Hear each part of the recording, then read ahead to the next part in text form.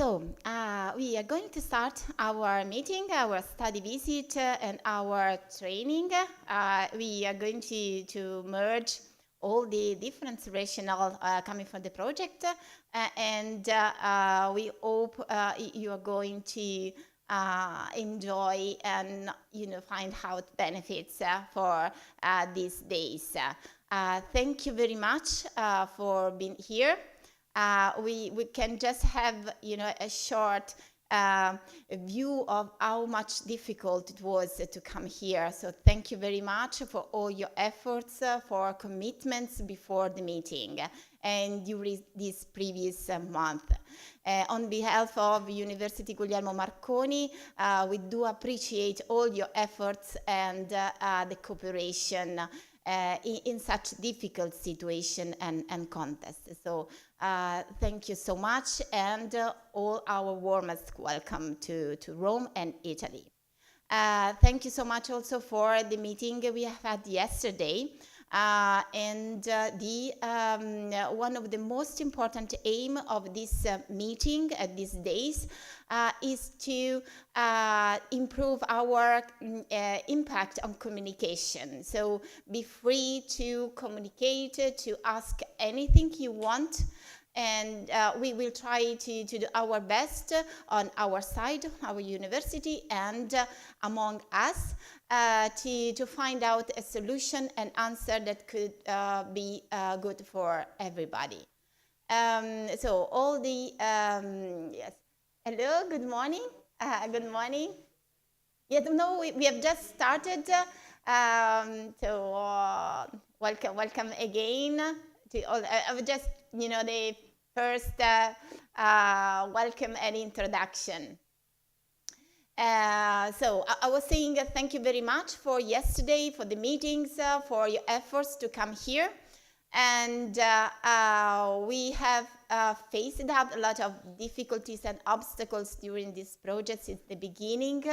But thanks to your commitments and efforts, we have achieved very good results, and we are going to achieve very brilliant results at the end of the project. So we have to face up some challenges, but I'm sure we are going to overcome all the obstacles and issues. So I would like to introduce you the agenda. If you have any questions or wants to make any revision, if it is possible, we always will welcome this request. So you can see, yeah. So this is the headquarters of the university. This is the administrative site of the university. Later on, we have another important headquarters. We are going to visit tomorrow, and it will be in Via Colonna. It's just 15 minutes walking from here. And there we have our main conference room. It's quite big. It's quite an old building like this, but just very much bigger. And there are located our multimedia studios. So you're going to visit the studios, the place where our technicians used to post-produce our videos, and of course where the instructional designer work, and where the professor share with the instructional designer the content and the aims of the presentation in comparison with the subject they teach. And they, of course, they try to tailor the most communicative and the most effective lesson for the students. We always trying to be up to date with the times, so we try to be more competitive. with among the other universities, in particular the other distance learning universities. Of course, pandemic gave us the opportunity to demonstrate how much is important learning, and how much is important to have a methodology to train, to teach in distance modality. Is not just to take the streaming, the face-to-face lesson and put online, but if you want to achieve the most important results and the benefits for the students, you have to design, you have to be competent, and but we will try to, thanks to Professor Matteo Martini, is now here. You have met him in distance learning meetings, but is of course one of our pillars, professor for learning and scientific reference for the university. So we are very proud to work with him and to contribute, to receive the contribution for UNITEL project. And you're going to have this presentation for Thursday, and Thursday it would be an important, also important moment for discussion, knowledge exchange, mutual learning. What's the rationale of our project? This is the headquarters, the administrative. We have here the most important administrative office. We have our office, International Relation Office, in the European Project Office, Research and Development, and then all our administrative staff. In the multimedia in Via Colonna, we are going to visit the multimedia studios, and then this quite representative and ceremonial conference hall. And this afternoon, we are going to visit another building of the university, which is committed in the exams for the students, the graduation ceremonies. It's for the students mainly. And in the building, we are going to visit the laboratories of our departments. So, of course, it will be an introduction. That's our key, sites of the university. And so we will try to provide you an overview who we are, what we do, and where we try to go. So our vision, and so we hope you are going to enjoy and appreciate our scheduling. So this is the practical agenda. In the heading of the agenda, we have the links for the streaming. It will be recording the meetings all the days, and it will be available on YouTube. These are the links just to participate, to see the event. We are going to send a link. I have sent a link on Meet for today and for tomorrow in particular, because there are presentations of our partners Prisma and Antonio Teixeira from Universidade Aberta tomorrow. But if you have some peers, some colleagues that want to join, want to see what we are doing, we'll be glad to share with you these links, and in particular for Thursday, which is a sort of scientific discussion about our latest innovations and debates on what we can do also in the future. Please be free to share the links to your colleagues. And this is the plan of yesterday. We had the bilateral meetings. We had the pleasure to meet other partners above this listed here. And what's the plan of today? Today we're going to have a presentation since it is our first face-to-face meeting. Of course, we know each other. But it's a different approach today because we can meet each other face to face, and you have the opportunity here to share with the other partners what you are doing, who you are, and also it's important also to show how the project has been implemented or is going to be implemented in your university, in your company, in your organization. So that's the rationale of the presentation. I kindly ask you to have maybe 15 minutes each in order to give the opportunity to all the partners to introduce the organization.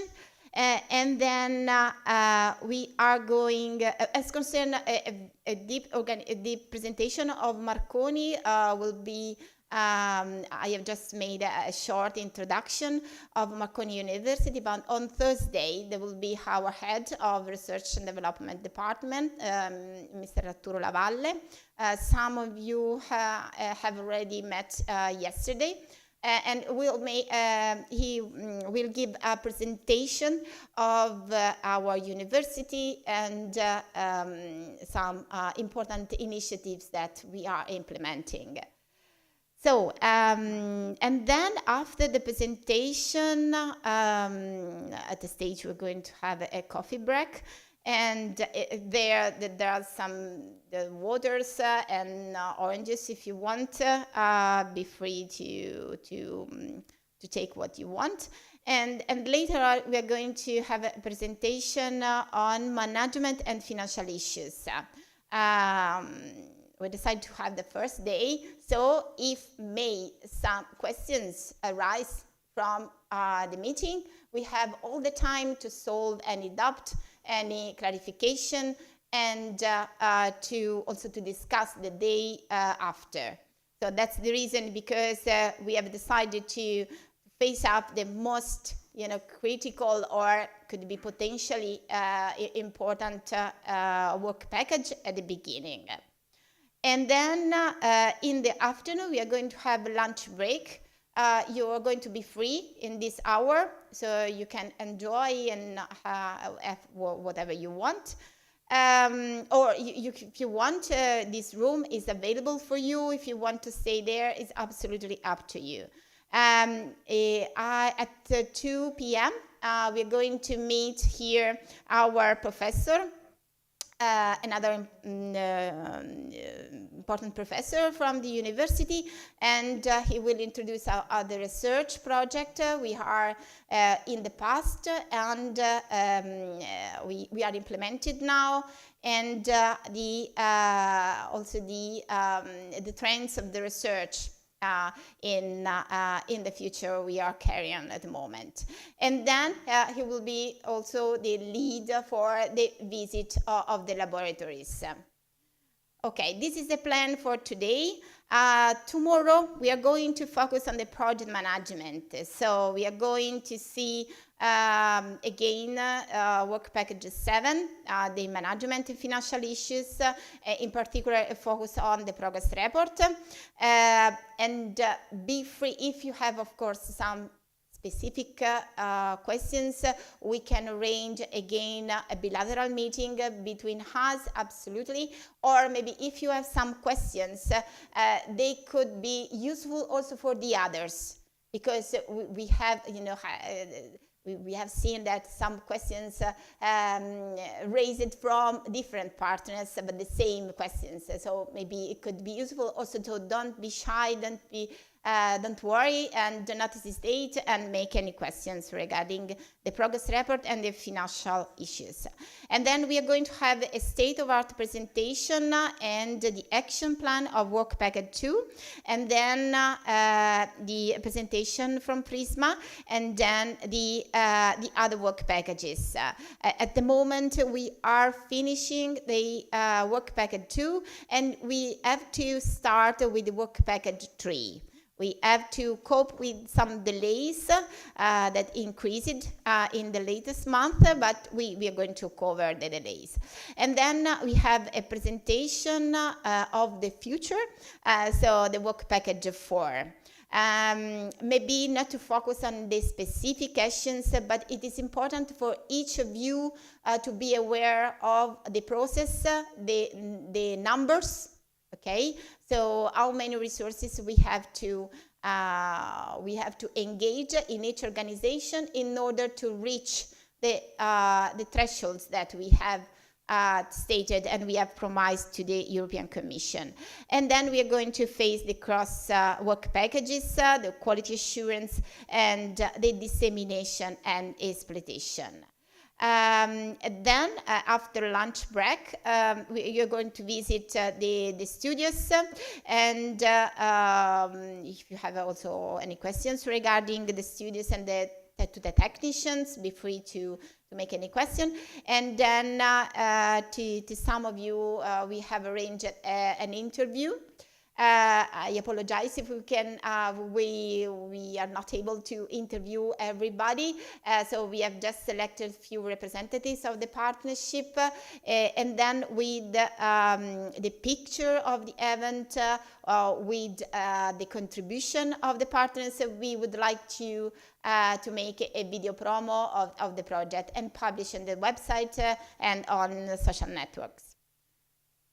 And then on Thursday, we are going to have an international workshop of our, the focus will be on learning, our,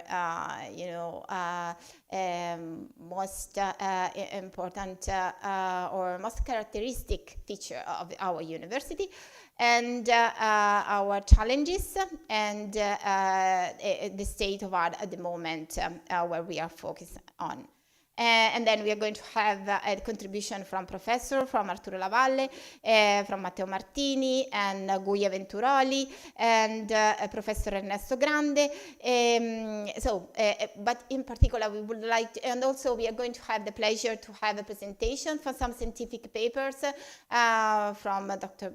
Bayabat. So we will be glad to start a discussion on scientific latest earnings. So Friday is for us, is for you. So at the same, if you want to book, to plan, to schedule an appointment with us, we are at your disposal for anything. I would like to say that Renzo supports us in the meeting, and there are some signatures sheet. So please, all the days are available. So please, you can sign, just in more to make the process easier. You can sign all the sheets. So it will be, if some of you want a copy of scanned copy of the signature sheets, let us know.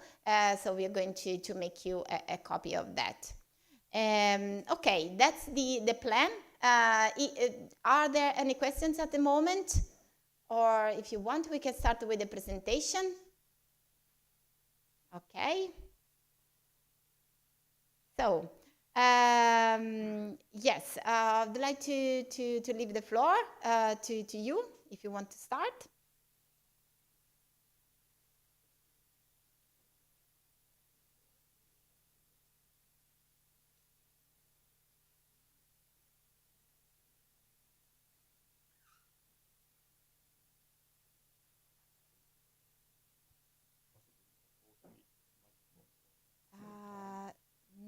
I don't know the quality of the sound, but because we are both. but we can maybe when someone you shut off this one and you open this one, not maybe to open and stay maybe, or it is possible, or it's up. You can, oh yes, you can do it.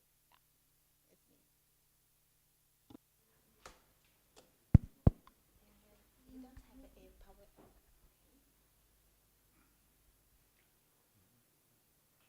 We go on the first step, is okay? Yes. You can take my place if you want.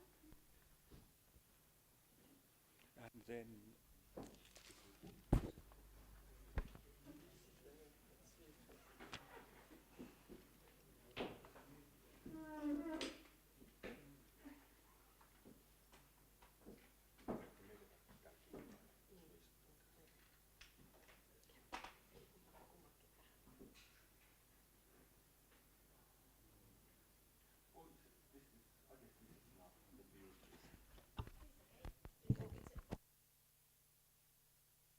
Yeah.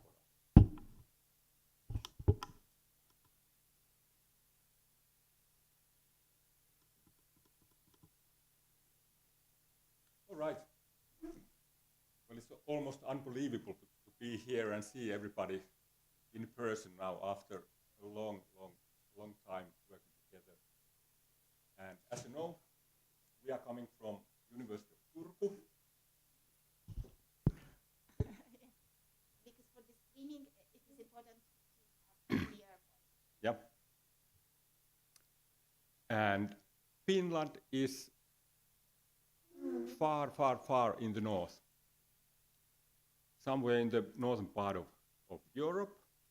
And Turku, this is of course for us the most interesting place there.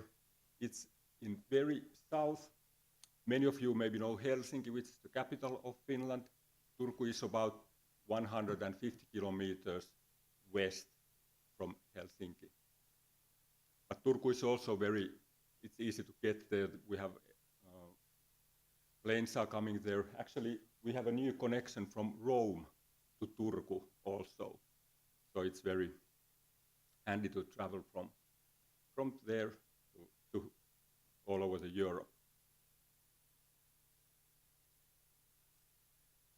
And our university had its 100 years celebration just before the pandemic.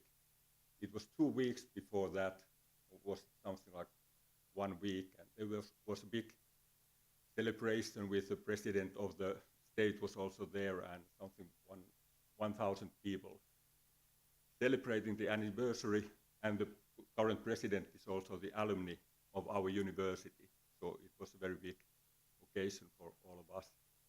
Luckily, we had a possibility to have that, because then the whole country was closed, as all the world was closed for a while.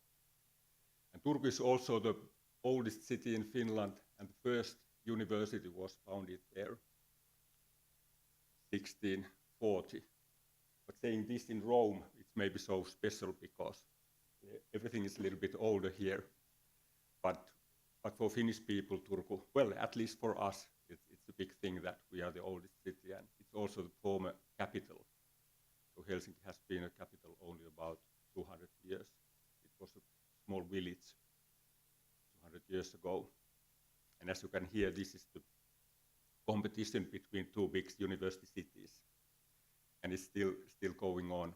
Helsinki is, of course, the biggest city and the biggest university, but also, and then there are many universities which think that they are the second best, and we are one of those.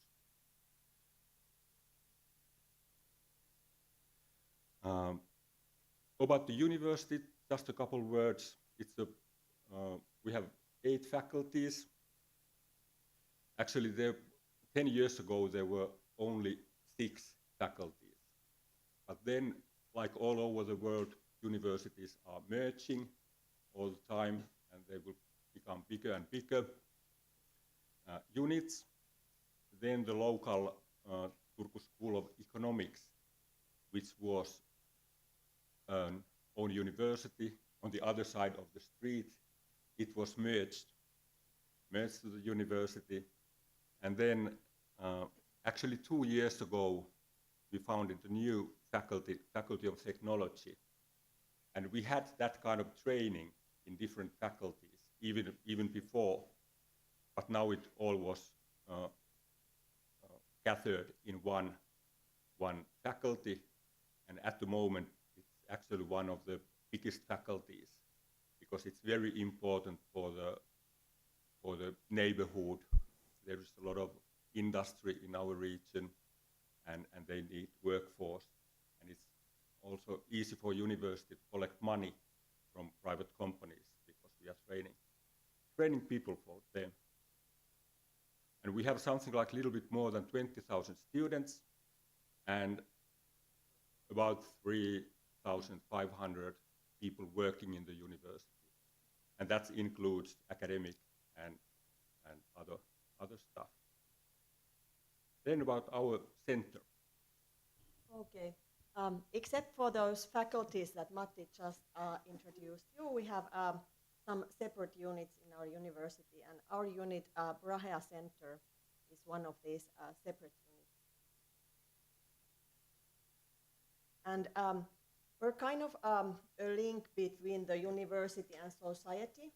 We work for the university's third mission, and it means that the things we deal with are utilization of research results in real life, realization of lifelong learning or continuous learning, as we say nowadays, and also the university's interaction with environment and society. So we have all those different kind of projects that we are working on. And our main activities in our center is, of course, this continuing education and training for university graduates, and also working life professionals in different fields. And we have also these tailored training programs and these kind of processes that we are planning for different kind of organizations and corporations. Also, the public sector is one of the big clients for us. And also we have many development projects where we do research and training and these kind of things in both national projects and also international ones.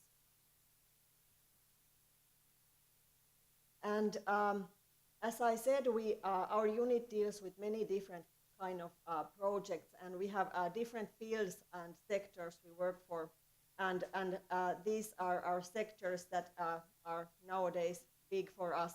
So one is food sector and circular economy. Then we have staff and organization development of higher education. We have sea and maritime studies, and also new business activities and smart communities, digital learning.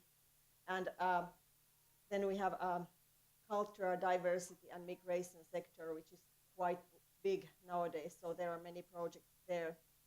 But as to say, this project is dealing with development of higher education, and also we see it as a staff and organization development project. So these are two fields that are connected to UNITEL project. And as I said that we have those international and national projects, today the international activity is very big thing for us, and we work, in fact, was it 103 projects that we have nowadays all together in our university. And these projects that are mentioned here, as you see, our logos, are the ones that we took as examples that we have. We are working right now together or separately with Matti. So I have this bigger project is something I'm coordinating at the moment, as well as EcoPlay project, where they are both Erasmus projects, and they're related to gamification and digital learning and game technology and these kind of things. As Heli mentioned, we have many projects, but these were selected as examples because in many of these also Marconi is working with us. And actually this dig to ink, I guess it's so new project that it even has no logo yet. But actually our university is coordinating that, but we are happy to work with you also in that project. And then maybe during these years we have also mentioned, at least for some of you, this UNITEL project, which was a little bit like the same kind of a project in Kazakhstan with the European and Kazakh universities.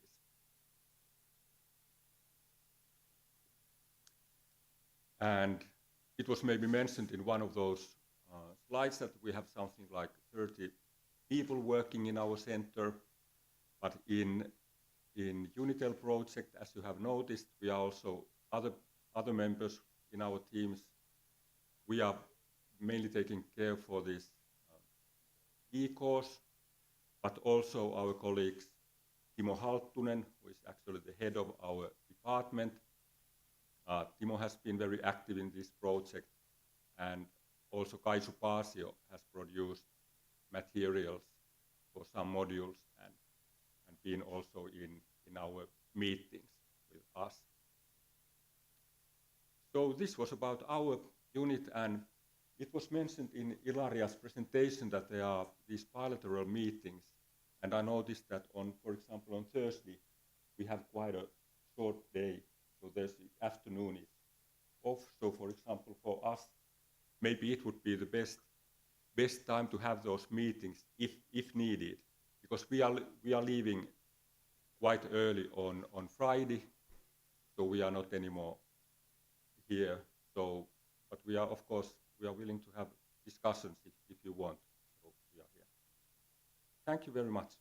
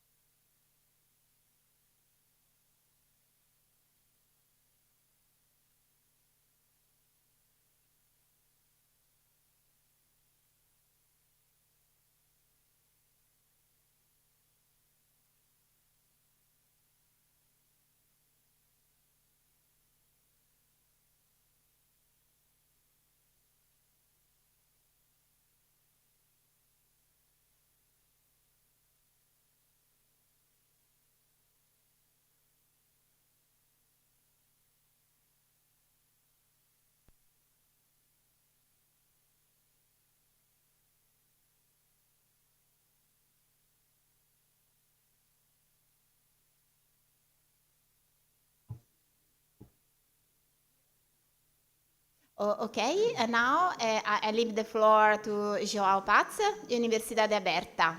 Okay, thank you very much. Okay.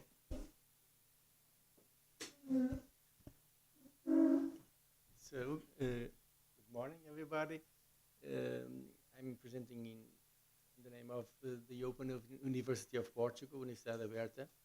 First of all, I would like to send your greetings from Antonio Teixeira, that could not be here, but asked me best to not forget to send greetings to everybody. So, I'll have here a brief presentation about our university. Our main people that are in this project are myself, João Paz, António Teixeira, and Maria do Carmo Pinto. And also Teresa Cardoso, that has made some topics that, but he's not here. Okay. We're from Portugal. I think you know we are a small country with a big soul. And we are known for, in Iran, I think you have your national coach is Portuguese. Yeah, and one of our main ambassadors is Cristiano Ronaldo, as you know. Unfortunately, not for the best reasons in the late days. Okay, this is some pictures of our city, Lisbon. We are in the far west of Europe, and here are some of the main monuments and sites of Lisbon. Universidade Aberta is the only distance education university in Portugal. It has 30 years. It has not so many as Turku. This is our location, our sites. As you know, in a distance education university, the main, what's more important is what they produce, not the sites. But we have, we live in an old palace like this. It's not, okay, it's old but still functional, and we have also other facilities, but this is the more known of the university, the main site. This is a bit of our history, the chronology of our main events. This is our first rector of the university. We have some, here some, in this timeline, some of the first, different development of the university. I will just stress that we started like an old school distance education university.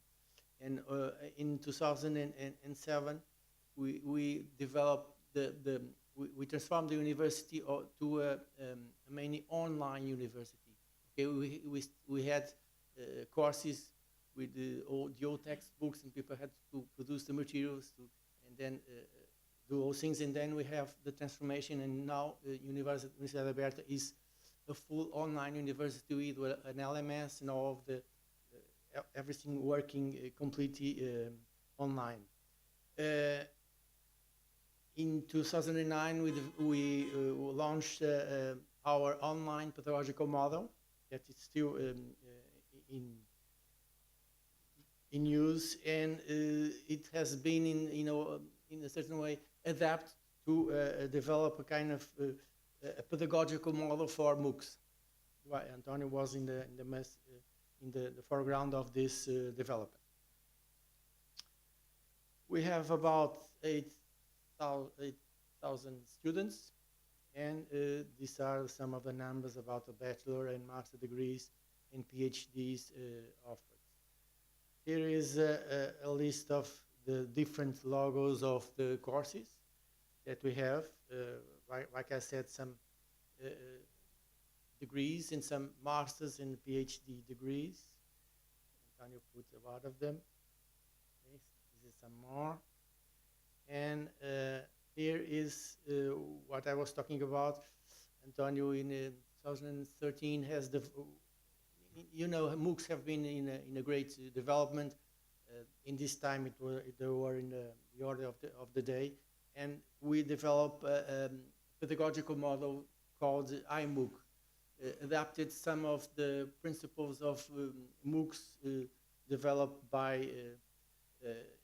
Europe in terms of the kind of in contradiction with some of the principles of the United States MOOCs, developed some particular principles for MOOCs that were developed. In this case, the iMOOC has some of those principles and has some of different principles that are current in more United States and America MOOCs.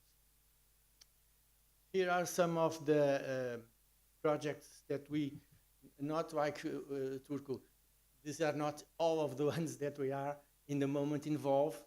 There are some of them that are already have been concluded, but we have here the ones that have been concluded and the ones that are we are in the moment developing. Okay, and UNITEL is one of the main topics here. And just to end this session, it's not kind of transformation of the university, it's more one of the purposes for Iranian universities. We have been in the last, about 4 or 5 months ago, we had a meeting in our research unit, and we presented most of the projects that we are dealing in this research unit, and one of the projects that we presented was UNITEL project. I have forgotten to send you, but I will in a moment. Okay? Thank you. Thank you. Thank you very much.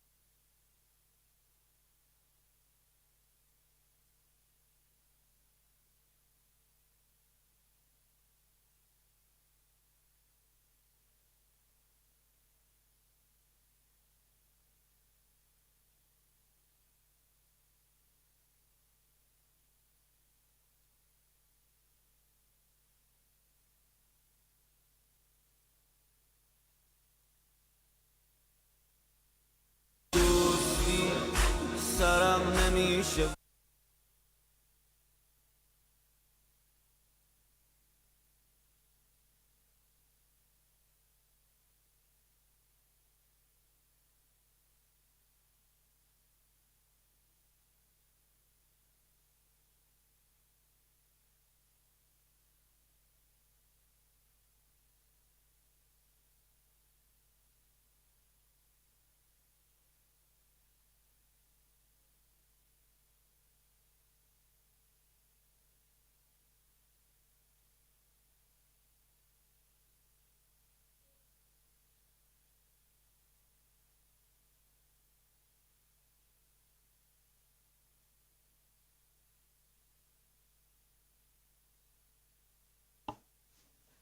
Okay, now I'd like to leave the floor to the Imam Khomeini International University, Dr. Bayat. And now we're going to see a video and then a presentation.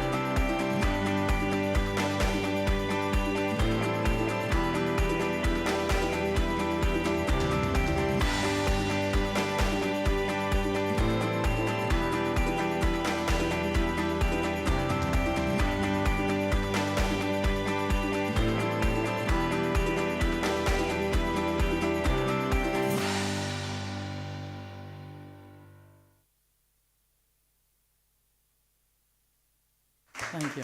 Thank you very much. Good morning, everybody. Would you please bring, yes? Okay. First of all, I should appreciate Ilaria and her colleagues here to organize this very important meetings today and tomorrow and after it. So shortly, I want to present and show the universities. It is a young university. It's not like the Turku University with 100 years or other universities that background is related more than 100, of course. There are some features in university that makes universities a little bit different. Established in 1991 as the state university with the purpose of promoting science and culture at international level. And there have been around 100 students, countries that are educated in my university, of course, mainly to learn Persian language, because one main feature of the university is to encourage Persian language in Iran, and it is the first one, and I will show some slides about it. Thank you. If you continue it. And then please. Outstanding feature of the university, located in an industrial and agricultural province, very close to Tehran, around 150 kilometers in the west of Tehran. Very good climate, close to the north of Iran, Caspian Sea. The name of Caspian Sea comes from the Qazvin city, of course, in Arabic word as well. They say Bahrul Arab, Bahrul Qazvin, and at the moment in Iranian literature, they called Khazar or Mazandaran Sea, but deeply is related to Qazvin, and it is Caspian Sea. And already Qazvin was the capital of Iran around 500 years ago, capital of the Safavids. Yes, thank you. Yes, Grand. Yeah. Yes. Grandchild of the Safavids. Yeah.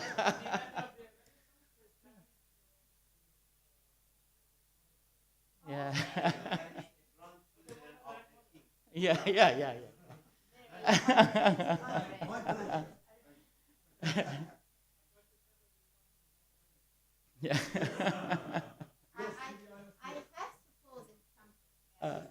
Okay.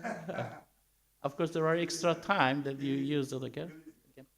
And Qazvin city as well is famous of the city on the Silk Road in Iran because it's in the crossroad. When roads from east to west and north to south, it's conjunction in Qazvin. Very lovely place. In the study of the UN Habitat pilot plan, this city introduced as a tourism and reviving the livelihood center that has been province with around 1,190 historical attraction and constructed and historical buildings. And there are some pictures and historical places, and the camel shows that the city is blind to the Silk Road. Thank you. Next one, please. Yes, Lake of Evan in the north of the Qazvin, very famous, and European people like to go to the Alamut part, very historical and interesting part of the Qazvin as well. And please, next one. Yeah. Imam Khomeini International University, IQ, is one of a few universities in Iran that emphasize having the Iranian president as its chairman of the board of trustees. It shows that it has an important role in Iranian higher education system. IKIU currently has 7 faculties, 2 research centers, and 1 Persian language teaching center, with 42 educational group, 156 educational field of study, and including bachelor, master, PhD, around 36 PhD programs implemented in our university. Being among top 35 universities in Iranian university based on the Shanghai Index, And then in 2019, it was among the 2,500 institutions. And of course, they have been changed, for instance, among top 16 universities in Iran based on the subject ranking system, mechanical engineering field of Shanghai study. And please, next one. Quickly, I want to introduce my university's faculty. Only maybe it is better to call the name Islamic Science and Research Faculty, Literature and Humanities, Social Sciences, Basic Sciences, Technology and Engineering, Agriculture and Urbanism, and Agriculture and Architecture and Urbanism, and Agriculture and Natural Resources. And there are 3 research centers: Educational Center titled Persian Language Learning Center, and Future Studies Center that yesterday we talked with Matti about the relation between the 2 centers of the Turku University and our university, because the research center of future studies was the first in Iran, both in establishment of department and also about the research center. And more than 10,000 Iranian students and 1,000 non-Iranian students just now are educated in IKIU. It means around 11,000 students at the moment are in IKIU. Next one, please. So quickly, I want to that programmed bachelor, master, PhD in the Islamic Center faculty, and there are totally 12 programs. Next one, please. View of the Islamic research faculty. And next one, please. As Faculty of Literature and Humanities, totally 27 programs are in Literature and Humanities faculties. It is the view of the Humanities faculty. And Social Science, I belong to this faculty. Totally 21 programs in 3 level are active in this department faculty. Next, please. As a library and the computer center of the Faculty of Social Science and Faculty of Sciences, around 32 programs are active with many laboratories and centers. Next one, please. Yes, there are some pictures from this faculty. And then next one, please. Yes, Faculty of Technology and Engineering, and totally 39 programs. It is the biggest faculty in, at the IKIU. And this is some picture from that faculty. And Faculty of Architecture and Urbanism, one of the smallest. And new faculty in my university is Architecture and Urbanism. And there are some pictures from that faculty. And then Faculty of Agriculture and Environment Resources. It is the smallest one with 14 programs. And this is the picture of the agriculture and natural resource. There are some laboratories, and so please go ahead. And then another one. Yes, library of the university. And this is the Research Institute for Future Studies that I talk about it, established in 2012. This is the first one, but it's very young, and the project like our project is mainly related to the mission of this institution. Next one, please. the Center of the Future Study building. And IKIU have been has involved in Erasmus project, and 2 of 4 projects have been successfully finalized. And recently, IKIU has been added to a new one. Current one as well is among the 4 projects. And next one, please. Yes, it is the Persian Language Learning Center. It's a wonderful place to learn Persian in Iran, and invite our colleagues from European University to visit our university and learn Persian. And it is the end. Thank you very much. I think that my colleagues from Portugal says that Portugal is famous as the Ronaldo, but before Ronaldo, it is known at the name of the fruit, orange. And it is interesting to say that the orange is orange. As the Persian word comes to Europe and becomes orange, and orange changed to the Portugal and comes and becomes the name of the country. Thank you.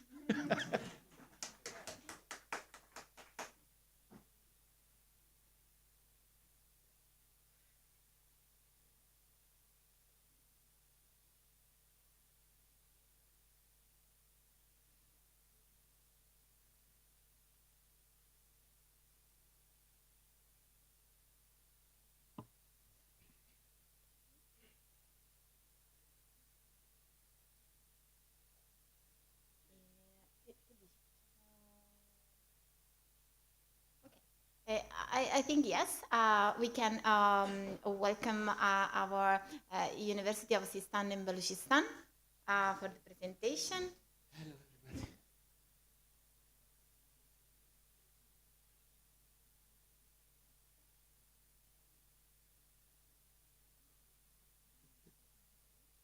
It's okay. Very short. In the name of God, I can rename it in the name of.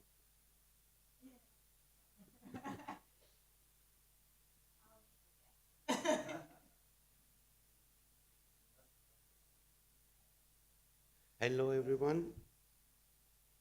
Nice to meet everyone here, and after 2 years of collaboration online.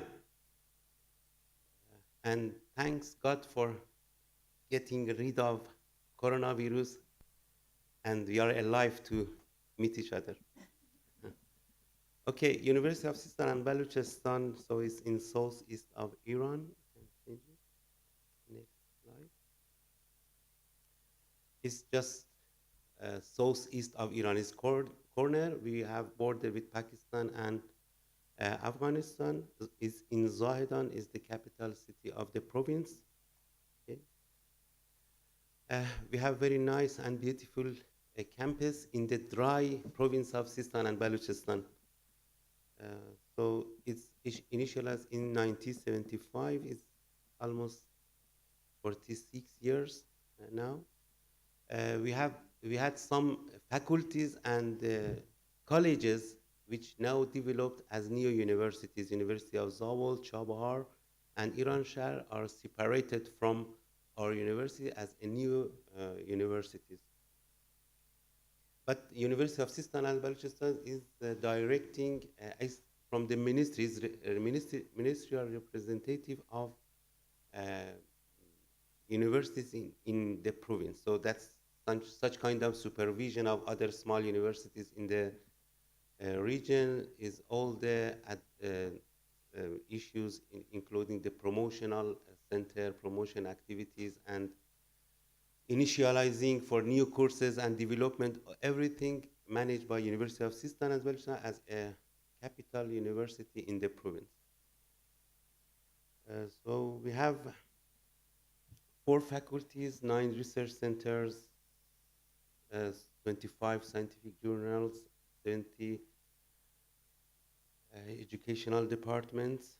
That the statistics, I think, is old a bit. It's for 2 years ago because after coronavirus, this semester is the first semester which we have present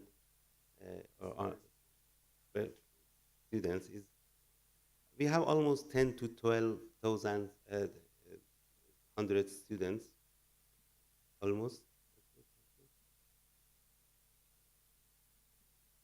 Uh, Such similar to big universities, we have University of Arts, Faculty of Art, Economics, Electrical and Electronics, Engineering, and e-learning faculty is actually the first in Iran. We initialized at the very early, University of Shiraz and Shahid Beheshti. We are the first university which initialized uh, e-learning in Iran. Actually, it's 12 years ago, and we had chance to have some collaboration with Dr. Safavi from more than 10 years, 15 years ago.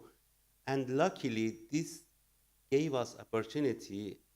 Starting the COVID, we immediately switched to the online learning without interruption. But as it is one of our aim of this project is remote labs, which is we didn't actually present some laboratories during the COVID, and so that was a gap for us, and we are hoping to overcome it during this project. And I believe UNITEL, for us at least, is one of the main objective is the remote lab, because we had some problems during the COVID for presentation of some courses, especially engineering courses during the COVID. Thank you. Yeah, yeah, yes. Okay.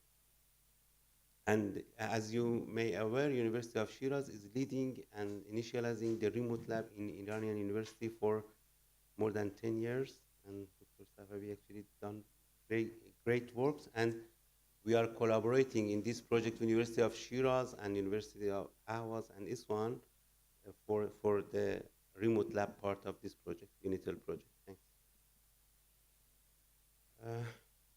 We have some research institutes, and I invite all Iranian partners as well as European partners. We have, for example, Indian Subcontinent and South Asia Research Institute, and for that we are contact center on behalf of the ministry to work with Pakistan and Afghanistan universities.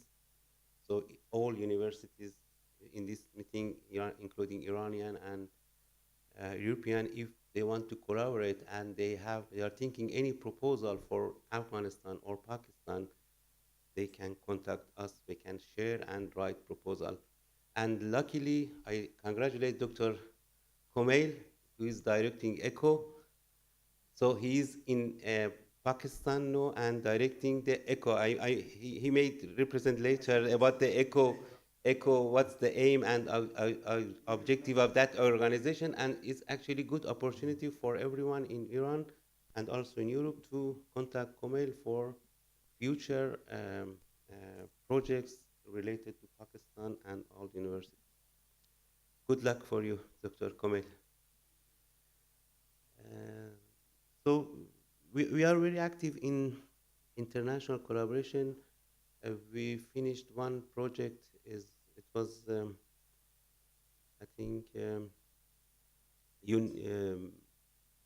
with project of Spain we finished, and we are collaborating at the moment 2 projects with the Europe. One is IO-Train with University of Siegen, Romania, and some other universities.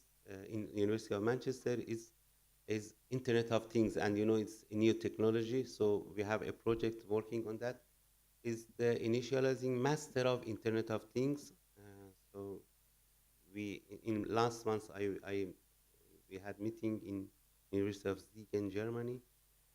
So this project also we are hoping to have good result and applicable result.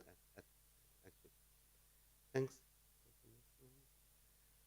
This is the our library. It's very large and beautiful library. It's one of the best in Iran. So actually, the agriculture, the structure of this library also is very new and beautiful. Okay, next one. Some faculties, I can repeat it. Next one, just save time. This is the restaurant, and this one left side is for boys and right side for men's, and so that's a challenge now. Okay, thanks. Thank you very much. So I keep this short regarding the UNITEL project because we were interested for e-learning before starting the project. We tried our best to collaborate with all universities in Iran and Europe for the remote lab projects. We enjoy working with the University of Ahvaz, Shiraz, and Isfahan. We try to making similar lists and try to design websites and other technological necessary of the project together. And actually, thanks Dr. Safavi for all the efforts and works. And we try to use his experience and his team experience to develop this part of the project. Thank you very much. Again, I invite you to have any proposal for working with Afghanistan and Pakistan and Indian Ocean, or also all other Arabic countries. We are very welcome to collaborate with you. Thank you very much.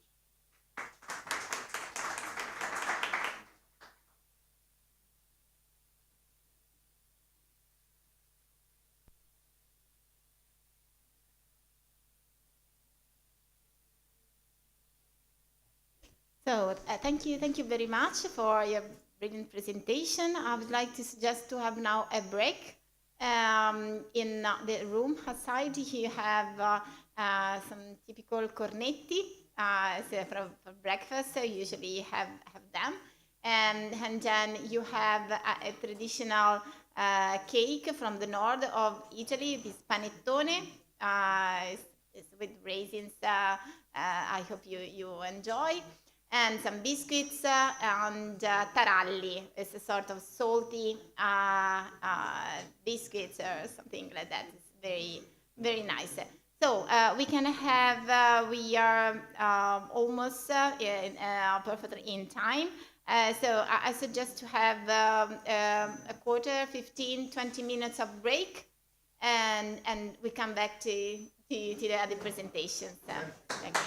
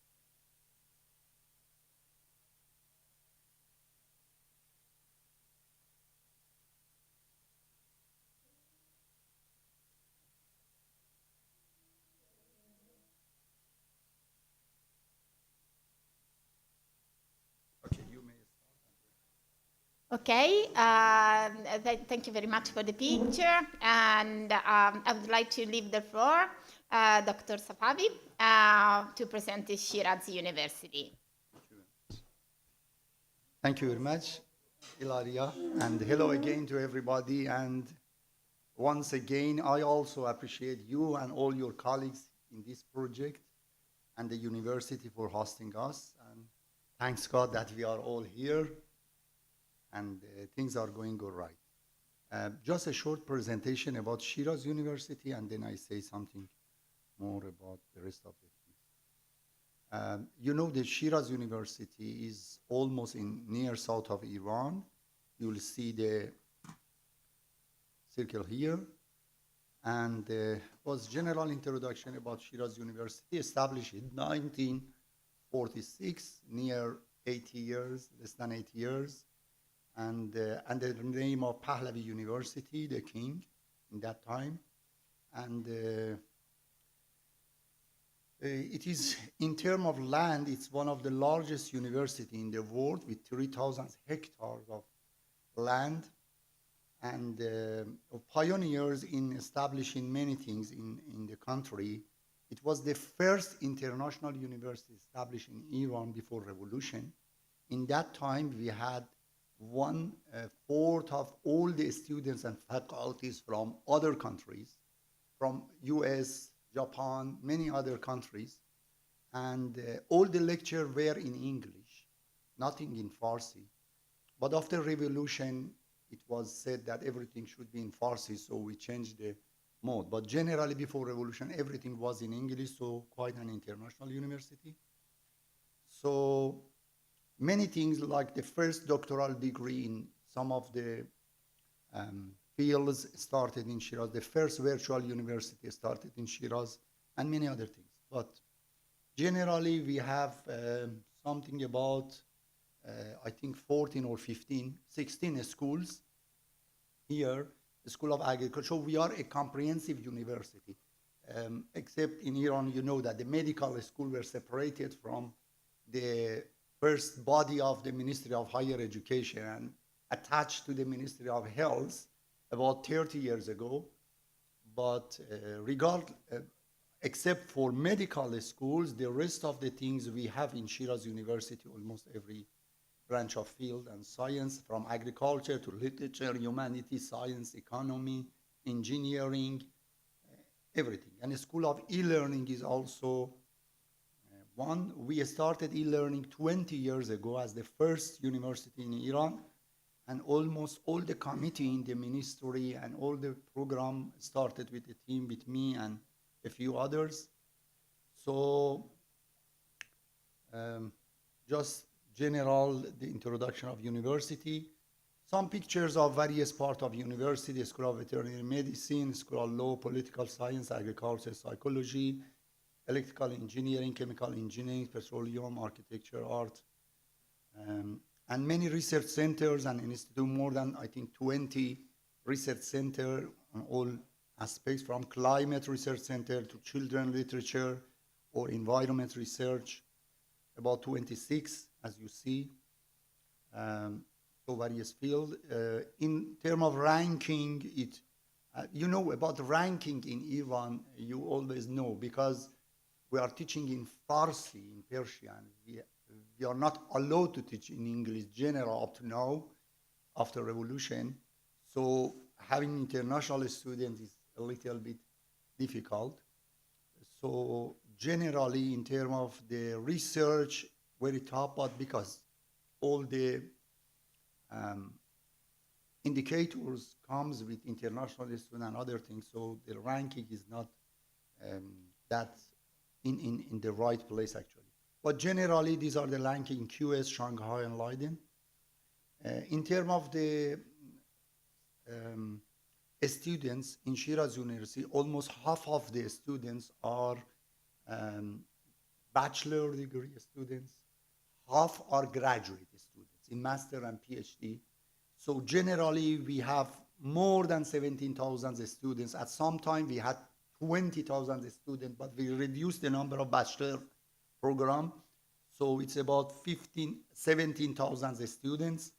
102 PhD program, 180 master program, and 80 bachelor program. So almost more than half of the faculty members are associate professor or full professors. You know, in Iran, we start with lecturer, assistant professor, and then go to associate professor and others. So generally one of the old and top universities in Iran. So we have some internationally recognized scientists, many in, you can see some of them here. Young Researcher Award, the top 1% is faculties, and many others on different awards. In sport facilities, like many other universities, we have various sport activity. In terms of research, this is just some indicator of the participation in international conferences, journal publications. As you see, it's a trend like this. And we also have some international journals in English, several international journals in engineering, science, and human science, things like that. Some of them are ISI journals. Many MOUs with many universities around the world, like, for example, since 2022, there are some programs different with Portugal, University of Lisbon, with Germany, University, Bochum University, also TU Dresden University, many German Leipzig and other universities, so Turkey and many other activities. We have some joint or double degree program, like with TU Dresden. I myself have, at the moment, 4 double degree students, some in education, some in engineering with TU Dresden. 2 of them just recently graduated, and 2 of them are continuing. So we have some joint program with Belgium, with Germany and others. So in terms of international students, as I said, before revolution, we were totally international university, but after revolution, it's reduced. At the moment, we have about 300 international students from several countries. Also, we have the Persian language program that people coming from all East and West, many from Italy, many from other education or non-educational institute from East, West, coming for Persian language program. And this is just about Shiraz University that was just, I tell you something more. Once I presented some explanation about Iran's activity on e-learning. I don't think we have time for that. If there was any question, I will be happy to do that, to present that. But here there are some, as you know, as I said, about 20 years ago, we established the first full e-learning program in 4 different disciplines, 2 masters and 2 bachelor degree, all in engineering, electrical engineering. And after the first, then we set up some conferences 16 years ago. The first conference was held in Zanjan University, and the second was in Sistan and Baluchistan. Dr. Vahanna was the host about 15 years ago, and that has been continued, and from 4 years later, we made it an international conference with many people attending from other countries, and the proceeding is in English and Farsi. So the 16 of these conferences will be held in February, March, as you see. And I'm glad to mention that with the collaboration between the UNITEL project, this year we have many people from UNITEL project and the main UNITEL project as a partner to this conference, because one of our responsibility in UNITEL project is for dissemination. And so we have the community in the Iranian e-learning association, where I am heading, I'm the chairman of that association. I'm also one of the founders. We established that one about 11 years ago. So it's 2 years that I'm head of that e-learning association. And this conference is organized by this e-learning association of Iran. So last year, we had honor to have a few of the colleagues presenting keynote speech in last year conference. But this year, I invite everybody to participate more. And currently, at least 4 or 5 of these colleagues in UNITEL project are members of our scientific committees. And we should have, and we will have, some special sessions for this UNITEL project. Some invited session for all the report and papers about UNITEL project. We will have some keynote speakers from UNITEL project, and we will have some panel discussion, particularly from the members and for this UNITEL project. So I welcome any suggestion from your side for this project. And as you see, the topics here, we will add, I was waiting for an MOU between Marconi University and UNITEL project with the Iranian Association of E-Learning. And now that we have it, the logo of UNITEL will be added to this poster very soon. So in general, the topics is teaching learning methods, methodology and design for blended self-navigating, game-based learning. Matti, whatever you said about game-based learning, I will discuss about a startup. We have several startups on e-learning because we have one of the best accelerator in Shiraz University, and we had interviewed about 400 startups, and we are supporting more than 30 startups, and 1/5 of them are in e-learning. So various collaboration are welcome. So the role of social networks, the quality assurance, creative, interactive, social, cultural, ethical one, virtual and remote laboratory, metaverse are part of this program for this conference. So we will make sure that from each partner of this UNITEL project, at least 1 or 2 persons who have had some activity on learning will be added to the scientific committee to have everybody in. And as I said, in the activities, we will do more. And I suggest that all the report that each partner has done so far about this project could be put into a paper or best practice report in English and sent to the conference. We still have something about 20 days, 1 month for paper acceptance and paper admission.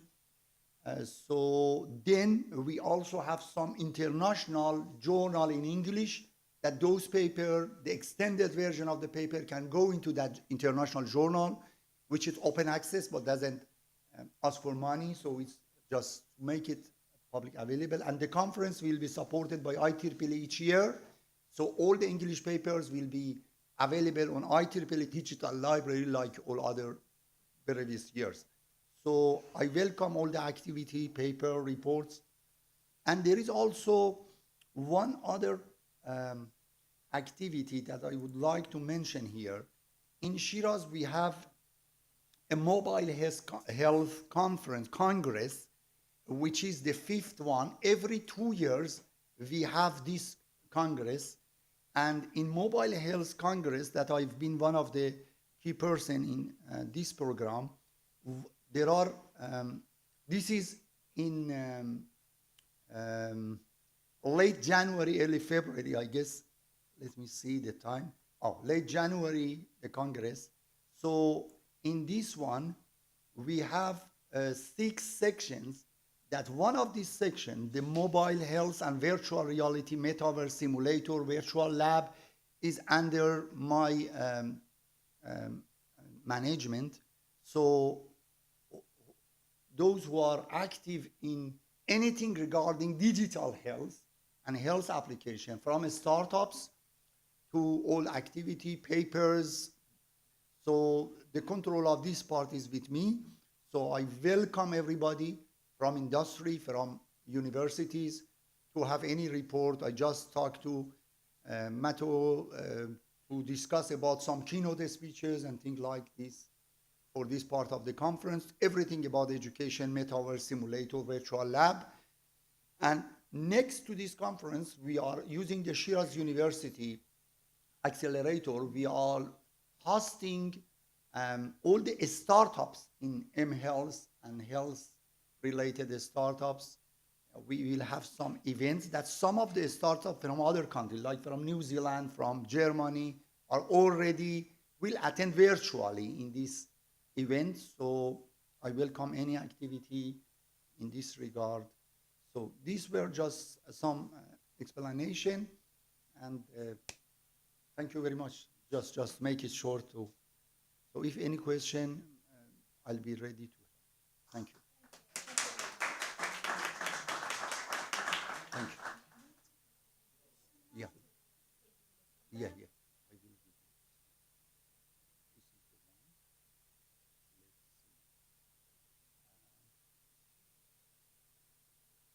This is the presentation. So where do you want to put it? Okay. You can put it there. And this one. Okay. You got it. Thank you very much. Thanks. Thank you.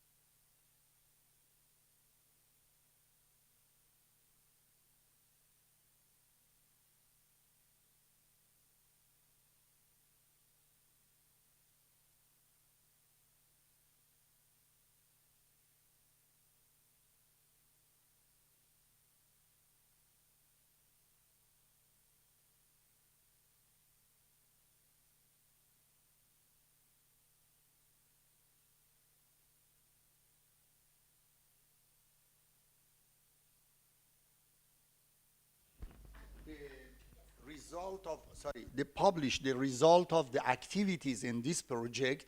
As I said before, it's good to put together all the experiences as best practice report or papers, sent to this e-learning conference, and then we can also publish it in an extended version in an international journal one, and that make our responsibility to announce about the project, and also you will be attending in the panel discussion and the rest of the things. Sorry, thank you. Is it how international one, the first conference? Yes, it's international. The 10th International Conference on E-Learning and E-Teaching. And as I said, all the proceeding in English will be published by IEEE Digital Library, so it's available to everyone in the world. Yeah, I will send everything in email and in WhatsApp group. The venue is late February, early March, 29 to 2nd of March. Oh, it's virtual and hybrid. Hybrid, the physical attendance would be in Tehran, and the virtual, most of the things would be virtual. So it's a hybrid mode, so hybrid mode. No. We make the physical attendance in Tehran, but the general conference is hybrid mode, so you can come. We haven't finalized that one at the moment. There are several opportunities. Shahid Beheshti University, Mihralboz University. We have 3 candidates, but we said let's decide in time.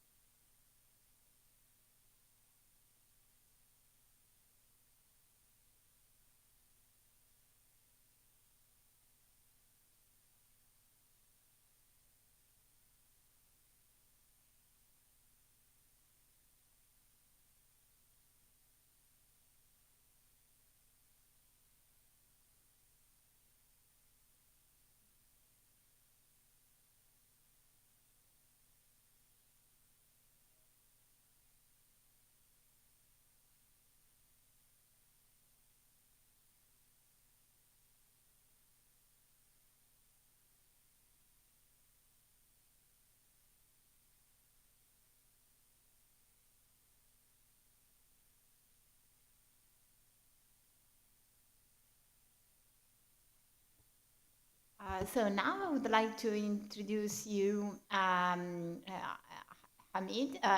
from the University, Dr. Marateb, to present the University of Isfahan. Kumail. Right. Sorry, Kumail. We are a The team, second one. actually. Sorry. Okay. I have to practice, the the language. Sorry, I apologize. Oh, no problem. Maybe working with this. All right. Okay. Thank you, Ilaria. My name is Komel Tayyibi. I'm professor of international economics. I'm from the University of Isfahan. And actually right now, I'm living in Islamabad in Pakistan as the president of East US Science Foundation. So I'm coming from Islamabad. I had to stop in Tehran to have a meeting and then flew to Roma. Yeah, right. And thanks to God, thanks to Ilaria, and thanks to money, because we have to, we had to use and to purchase or a long way, trip from Islamabad to Tehran, then Tehran to Roma, then to Istanbul, and then to Tehran to Istanbul to Roma, and then back. I'm going directly, going back to Islamabad. So I should explain about my new situation. I was a former of international office, the director of international office at the University of Isfahan. So we are a team doing this project, as already Ilaria mentioned. My colleagues from Dr. Hamid Reza Marateb. Just come back. Okay, all right. He's from engineering, medical engineering department, and also we have another colleague from Dr. Azam Nagabi from Faculty of Education, because it is, this project is related to Faculty of Education, and also some other activities we have related to this project. And we are so happy we are working with this project, because we have a center at the Faculty of Education. It is called TDC. TDC is actually for training, development, issue something for professors, for scholars, and that's a great opportunity to us. And just we ask them to to purchase some equipment according to our project actually. So University of Isfahan, to summarize, as Dr. Safavi's talk about its university, and you can understand we are competing with the Shiraz University, the same facilities, the same possibilities, the same ranking. Actually, to summarize this, and Isfahan is heart of actually civilization and culture. Again, we are competing with Shiraz. Everybody from overseas comes to Iran should go to to visit Isfahan, to visit Shiraz, to visit Qazvin, to visit Tehran, to visit. Our colleagues are here to visit Ahvaz and some more. All right, thank you. Anyway, as I said, it is the city of ancient culture, civilization, culture, history of Iran. Just back to Isfahan, and Isfahan is the center of in the center of Iran, and we have the Naqsh Jahan Square. It means the image of world actually, and we call it Isfahan Nisf Jahan. Isfahan is half of the world actually. Just we call it is our motto actually in this. Sometimes Tabriz says no, we are the other half of and Tabriz, yeah, right. Okay. University of Isfahan offers undergraduate and postgraduate in more than 70 fields, and for graduate degrees in more than 180. That's why I said it's the same as Shiraz University. We are, one of 5 top comprehensive universities in Iran. There's 650 faculty members of associate professors, and of assistant actually professors. We have had so far, and also more than 15,000, maybe around 16,000 students. Again, 5% of students or from overseas, international students from neighboring countries, actually.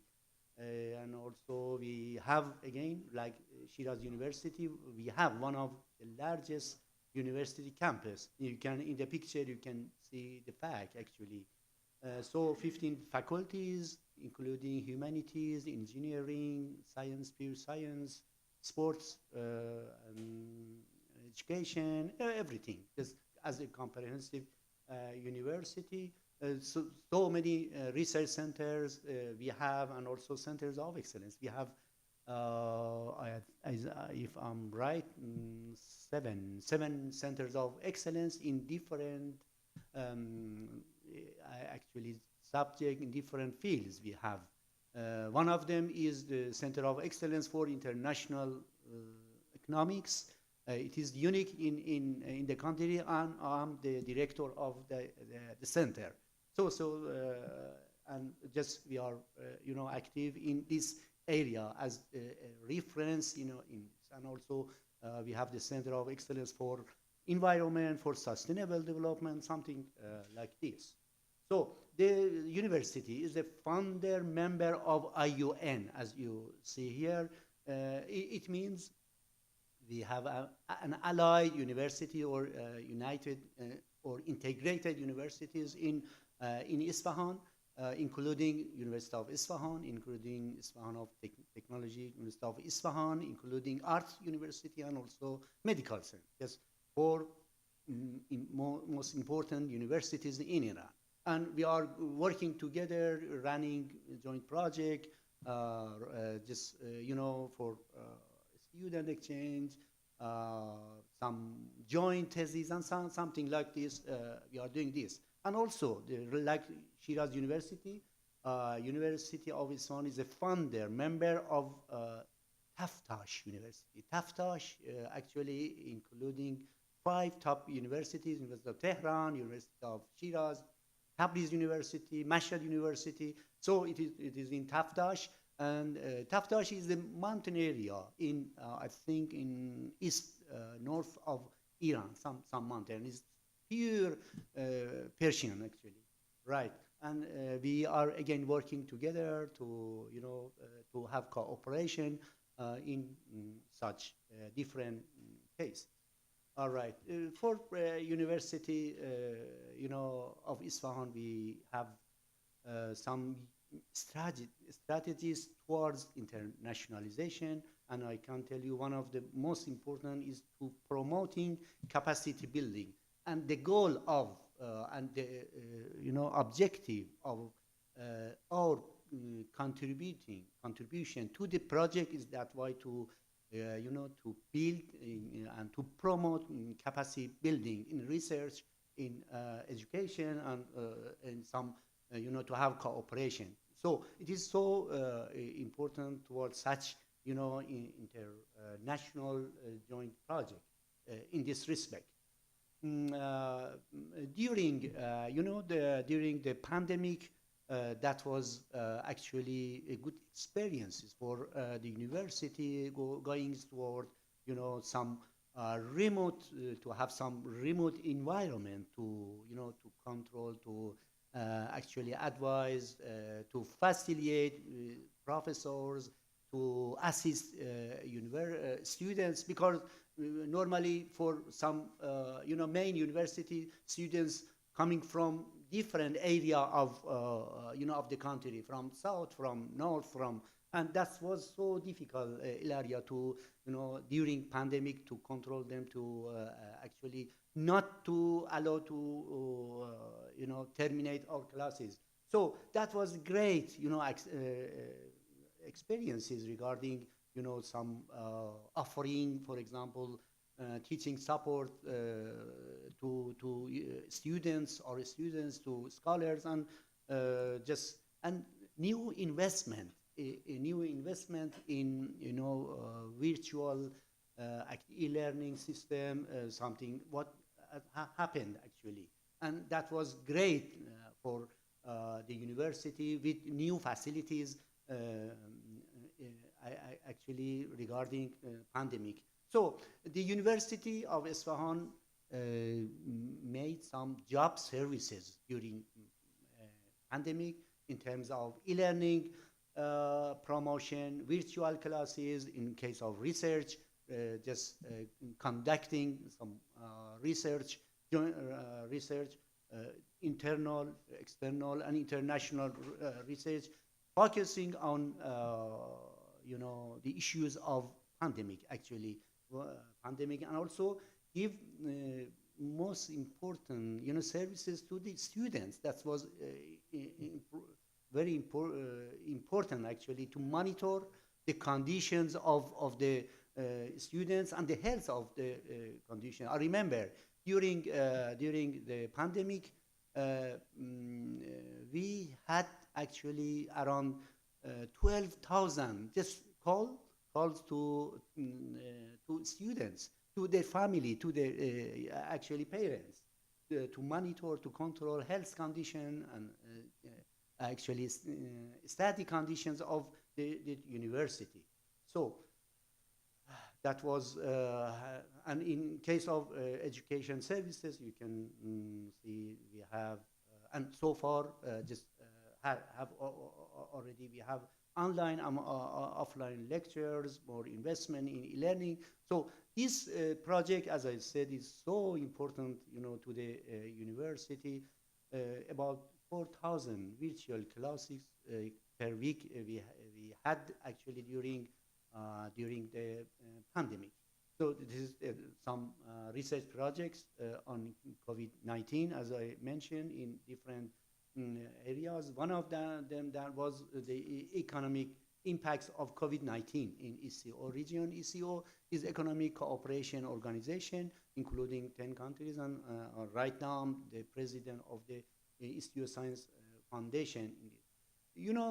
For actually to make familiar our professors, our students, in 2018, we had a workshop contributing with, some a delegate from European Commission to discuss, and we invited universities, professors from different universities to participate to the workshop. For 2 days we had, and just that was so great, and the university was following this great workshop for our, because our professor or students should know about Erasmus program, Jean Monnet programs, and that was so great, a good experience to us.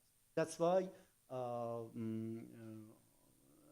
in terms of general learning objective of the course, just we actually follow up the pedagogy and technology, process development, transportation, to just implement for some such project. And that was our, and it's still our goals of this project. We build actually an e-learning courses regarding this chart, actually, the role of an online teacher should course design, then course to production, and then to have course delivery. And we are a team, as I said, and the team is working, just have meetings with faculties, with departments, the representatives of department coming and to learn about this, and hopefully in the future we should active in this. Even right now the majority of classes are in physical, but still we are doing this great opportunities for this. Other activities actually regarding the project is to link to outside of university. We have a close area cooperation with Isfahan Chamber of Commerce, to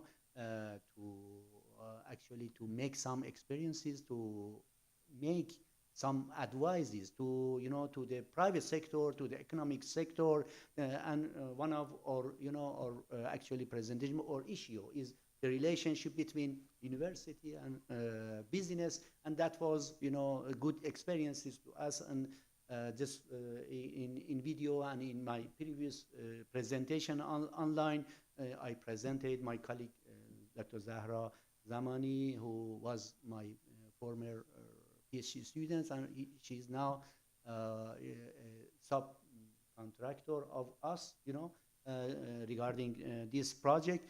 So she is running a part of goals and objectives of the project in terms of economic sector or private sector.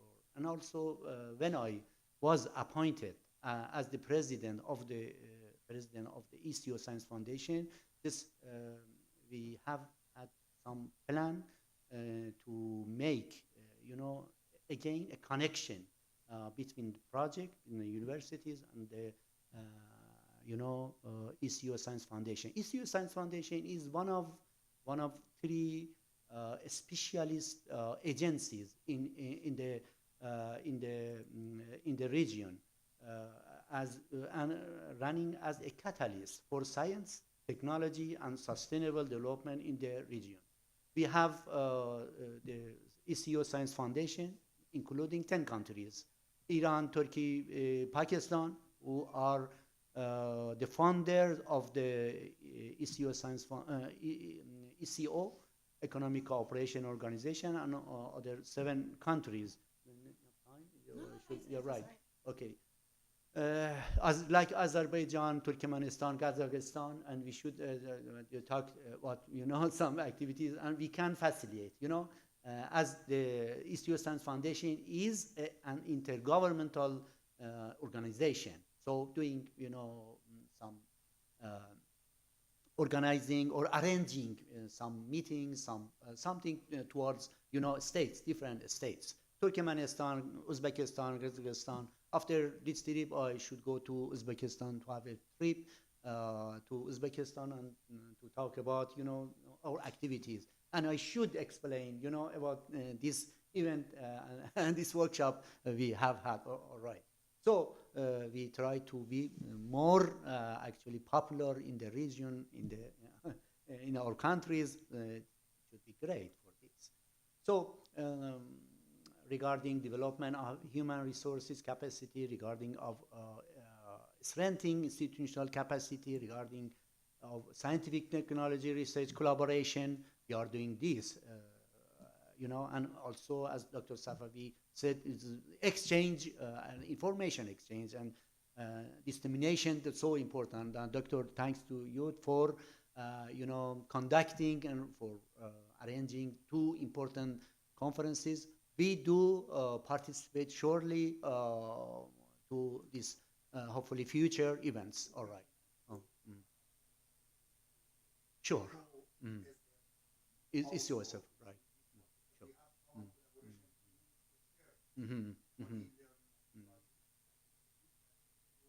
Right. Yes. Right. Right. It is important if our members or teams are happy, we can have this MOU between an agreement between the ECO Science Foundation and also the team ECO. All right. UNITEL. All right. And I have the authority to sign immediately. Right. Okay. Right. All right. And I said we have a center in contribution with the with the university at the Islamic Chamber of Commerce. I should, just leave this presentation file, and everybody can use it regarding this. So, as I said, ISTIO Science Foundation is one of the three specialist agencies. Another agency is the educational agency, is again agency related to the to this project, which is located in Ankara. ISTIO Educational Institute is located in Ankara. The third one is cultural, in ISTIO Cultural Institute, located in Tehran. So you can have the map of ISTIO region, including 10 countries, and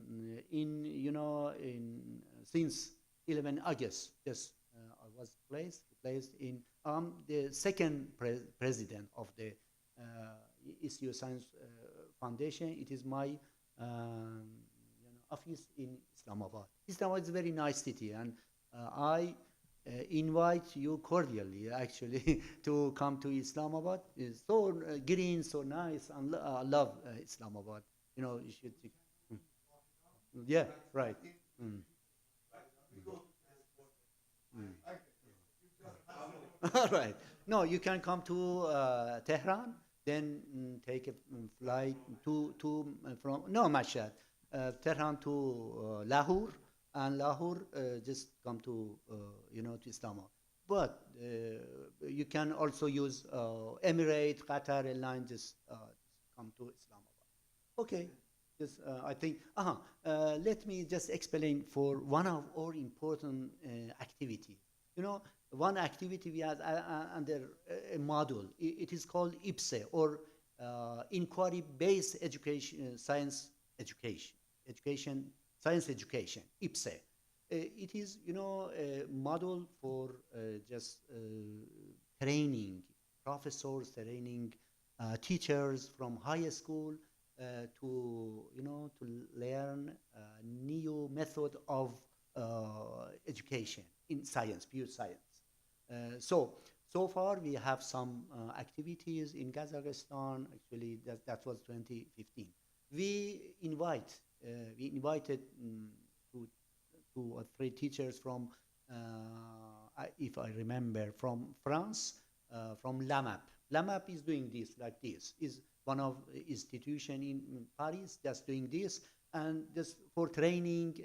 Right now, we have a group of 45 teachers and academic members of the university, just are under learning, and when they learn enough, they go to other, to have other program for have more coaching, more trainee, in this respect. So in the future, it should be a good model for IPSE to run and to offer, and to if you have enough experience, in this project, we should share to that model. It is I think interesting to us, and this is my suggestion for this. So some activities of IPSE, students, teachers, academic members coming to learn, working with, with some actually devices, some instruments and something like this, to learn about, and how to have a new method of education, actually. Just our activities in this regard, and thank you very much for your attention. Yeah. Okay. If any questions, maybe we can discuss later on. Thank you very much, Komai. Thank you so much. And also, I will take the opportunity to say that as concerned dissemination of UNITEL project, each university has to organize 2 exploitation events. Each university. And you have a budget for in subcontracting cost. If you see your budget, so each university has the budget to organize 2 exploitation events. I suggest, but you know, it's coming from you, to exploit such different networks and different cooperation linkages you have to you know, to increase the impact of dissemination and the exploitations. And these events should be organized, you know, next year. So and tomorrow we are going to speak in detail of project management, and of course dissemination will be one of our key topic.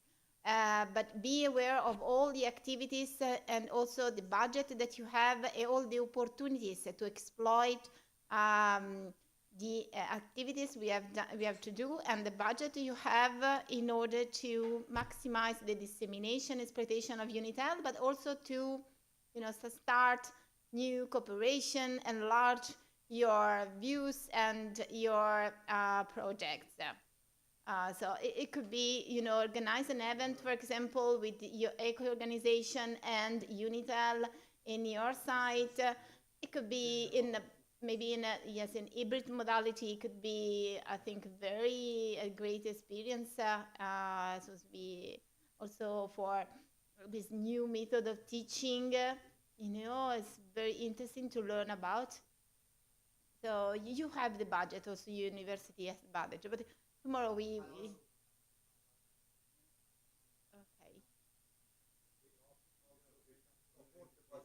okay, okay, okay, okay, yeah, yes. Just take into account that the budget of UNITEL is strictly linked to activities, to some activities. It means that you cannot arrive till the end of the project, and in the end of the project, in the last month, to make a subcontracting. It's not justificable. So if you have to make a financial planning, you have to schedule events, these 2 events, and exploit the budget you have in the right time. So that's quite important. Okay, and now I leave the floor to Sheikh Sharman, and I just, yeah. Yes. I'm just.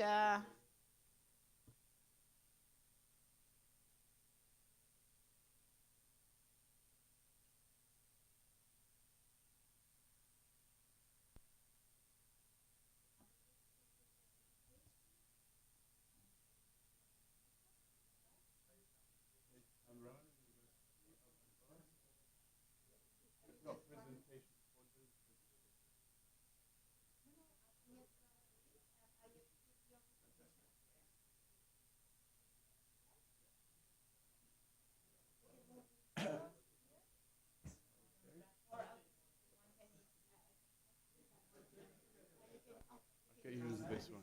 Okay, so good afternoon, everybody. I'm really happy that we have this nice and friendly gathering after COVID-19 crisis around the world. And I also would like to thank Ilaria and her team for hospitality. I hope that you'll have a peaceful stay here in Rome.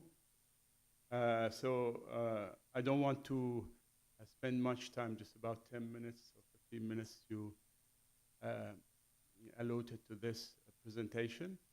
And I'm not going to compete with any university as Shiraz University and Isfahan University. Well, we usually...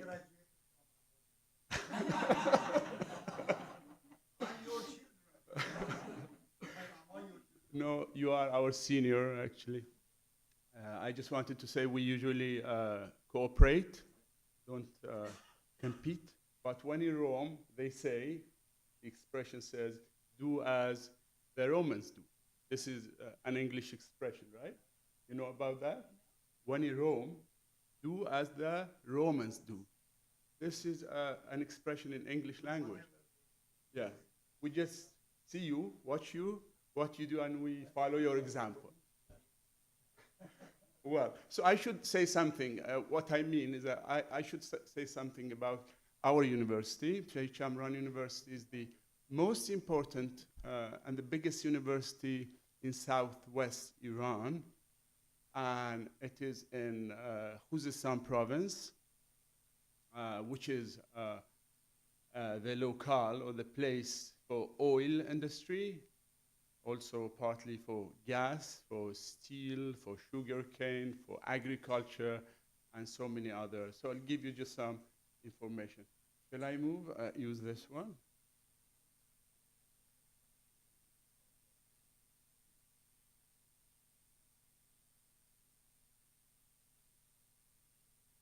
Well, on the map, you could see that we have traveled all this way from Iran, Khuzestan, to here. Took us like about 12 hours or maybe more. Right? No. Yeah, from Ahvaz to Tehran, and then from Tehran to Vienna, and then we moved here. So it took us a long time, just hoping to see Ilaria and her team. It is realized now. Our hope is realized. Yeah, the age of the university is like about 1,500 years, 1,500 years. The ancient name of our university is Gundi Shapur or Jundi Shapur University, the biggest, and it's specialized in these 3 or 4 fields: medicine, philosophy, theology, and science. So that was about 1,500 years ago. The first college established in our university is Faculty of Agriculture, because Khuzestan province is really active in agriculture. And palm tree is the symbol of that province. See the palm tree? Sure. We have dates. And later, after the Islamic Revolution, the name changed to Shahid Shamran University of Ahvaz, after the name of martyr Mustafa Shamran, who was sort of took part in defending the country, the imposed war against Iran, Iran-Iraq war. Was martyred there in the frontier. So I'll give you some facts and figures. You could find these figures, of course, on the website, but just briefly, we have 17 faculties, more than 15 research centers, more than 600 faculty members, like more than 15,000 students, 5% international students, like about 600 international students, and mostly coming from the neighboring country, Iraq. Different programs, as you see, 77 departments. We have signed so many agreements with the industry in the province, in the country, and also international agreements, like more than 20 international agreements with other countries, including Europe and Asia, Asian countries. We have so many like indexed journals. Some of them are listed in the ISI, like master list or Scopus, like about 5 ISI and Scopus. And we have established more than, published more than like 1,500 articles, some of them hotly recited by international journals. The Central Library is really a beautiful scene, which is based, talking about the model, on an ancient structure called Ziggurat, Khuzestan province, near Susa, which has an ancient history.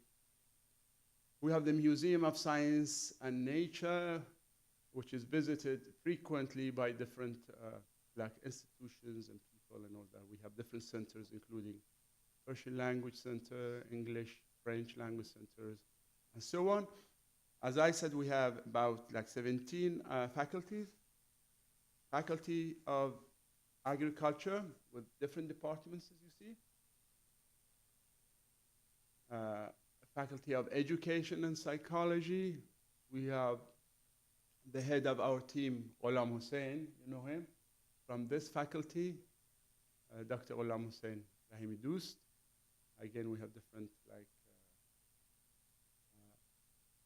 departments here. Faculty of Arts in Shushtar, Faculty of Earth Sciences, of Economics and Social Sciences, Faculty of Engineering, which is well connected to the society, Faculty of Letters and Humanities, which is my faculty. Like we have departments of Persian language and literature, English language and literature, French language and literature, Geography and Urban Planning, and Department of History. Another faculty, Mathematical Sciences and Computer, Faculty of Sports Sciences, Faculty of Science, Basic Science, Faculty of Water and Environmental Engineering, Faculty of Theology and Islamic Studies, with different departments again, Faculty of Veterinary Medicine, and Faculty of Civil Engineering and Architecture. We have research centers based in SCU or Shahid Chamran University of Ahvaz, Gas Network, Research Center, Dust Storms, RC, Petroleum, Geology, Geochemistry, Drilling Research Center, Drainage, again, Center, Behavioral Sciences, and John D. Shapur Water and Energy Research Center. Centers of excellence, 3 of them are well established. Center of Excellence in Lifelong Learning and Warm Water Fish Hygiene and Sickness in veterinary field and drilling technology, another like Center of Excellence. But others are following. I don't want to take your time. These all are centers of excellence. You could entertain your eyes, having a look at the scenes from our province. Has a variety of climates, north of Khuzestan, south, and center. Of course, I don't want to give you more pictures, but for Ilaria, who does not know much about our province, and she has not visited it, right? I just gift her by this. Thank you so much.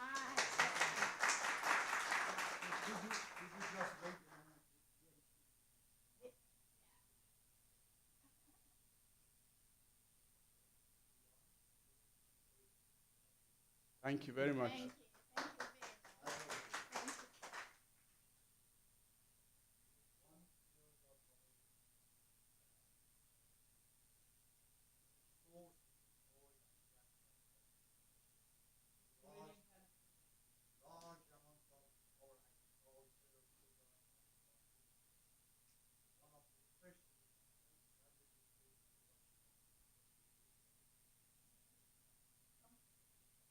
Thank you very much. Thank you. Thank you very much. Thank you, Doctor. The best time to visit Khuzestan, you know, is just... I was waiting for your invitation.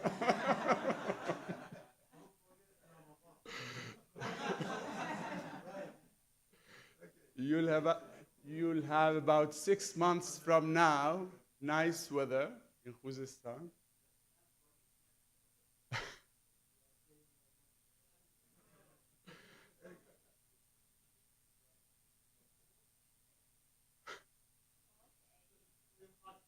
Yeah, the second 6 months is very hot, really, and it reaches 50 or 52 degrees centigrade. You suffered, huh? Okay, thank God.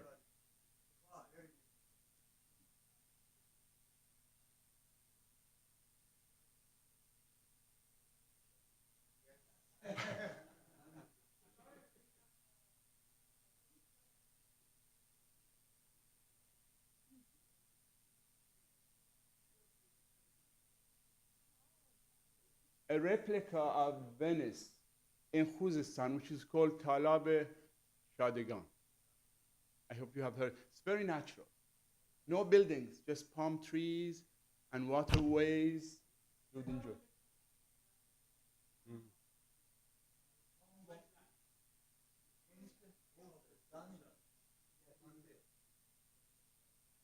Yeah, Daniel the prophet is in Susa, or Shush we call it, in ancient, with 50 kilometers from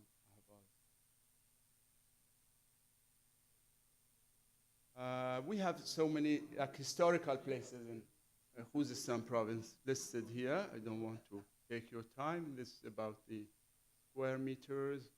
And we have 5 important ports surrounding Khuzestan area. Hendijan, Imam, like harbor or port, Khorramshahr port. Yeah, for transportation, international transportation, because we have waterways. We have the Persian Gulf in the south. We have the rivers, Karun River, which is the longest river in the country. So transportation through water is really facilitating every activity in the country.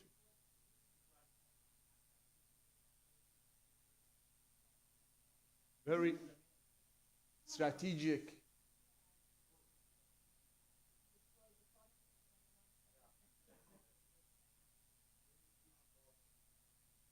Also, we have the railway, the national railway connected to the province, and good roads from Khuzestan province to other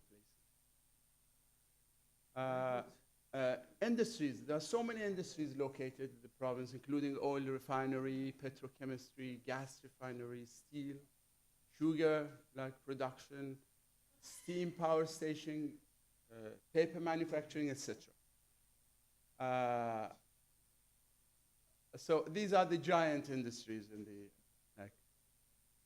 at the same time, actually, I wanted just to say that presently, Sheikh Shamran University of Ahvaz is active successfully in 3 mega projects, one with oil and gas called SRP, which is really a mega with billions of investments.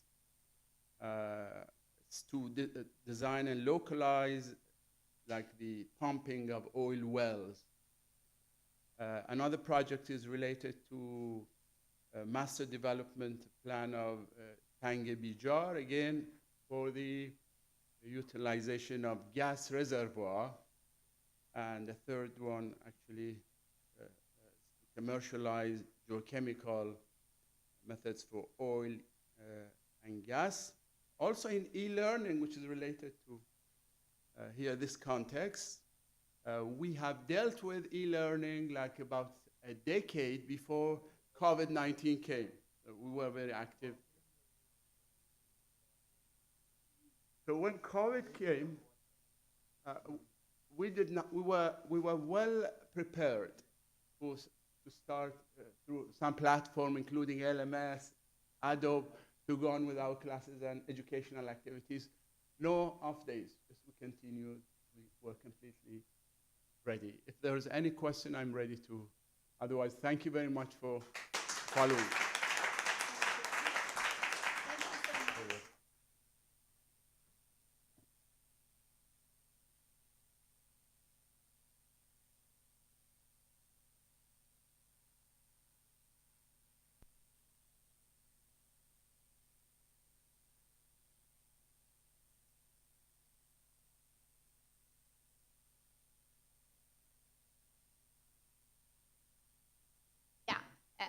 I would like to invite Namran, yeah, for the presentation.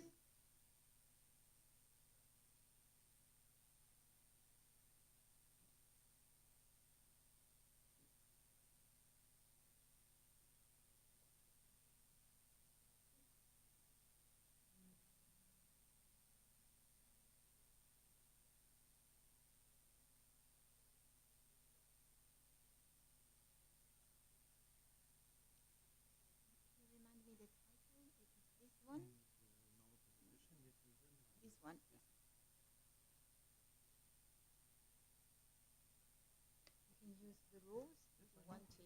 Oh, sorry. No, no, thank you. It's a silly question.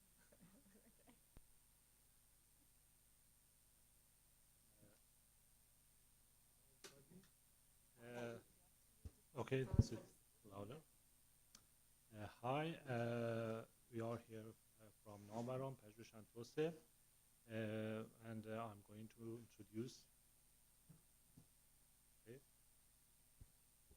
introduce our company. And at first, I want to introduce myself. I'm Mani Safa Mirzai. I have PhD in chemical engineering, and I have been working for several years at Navaron PNT. And my last position was head of process engineering department.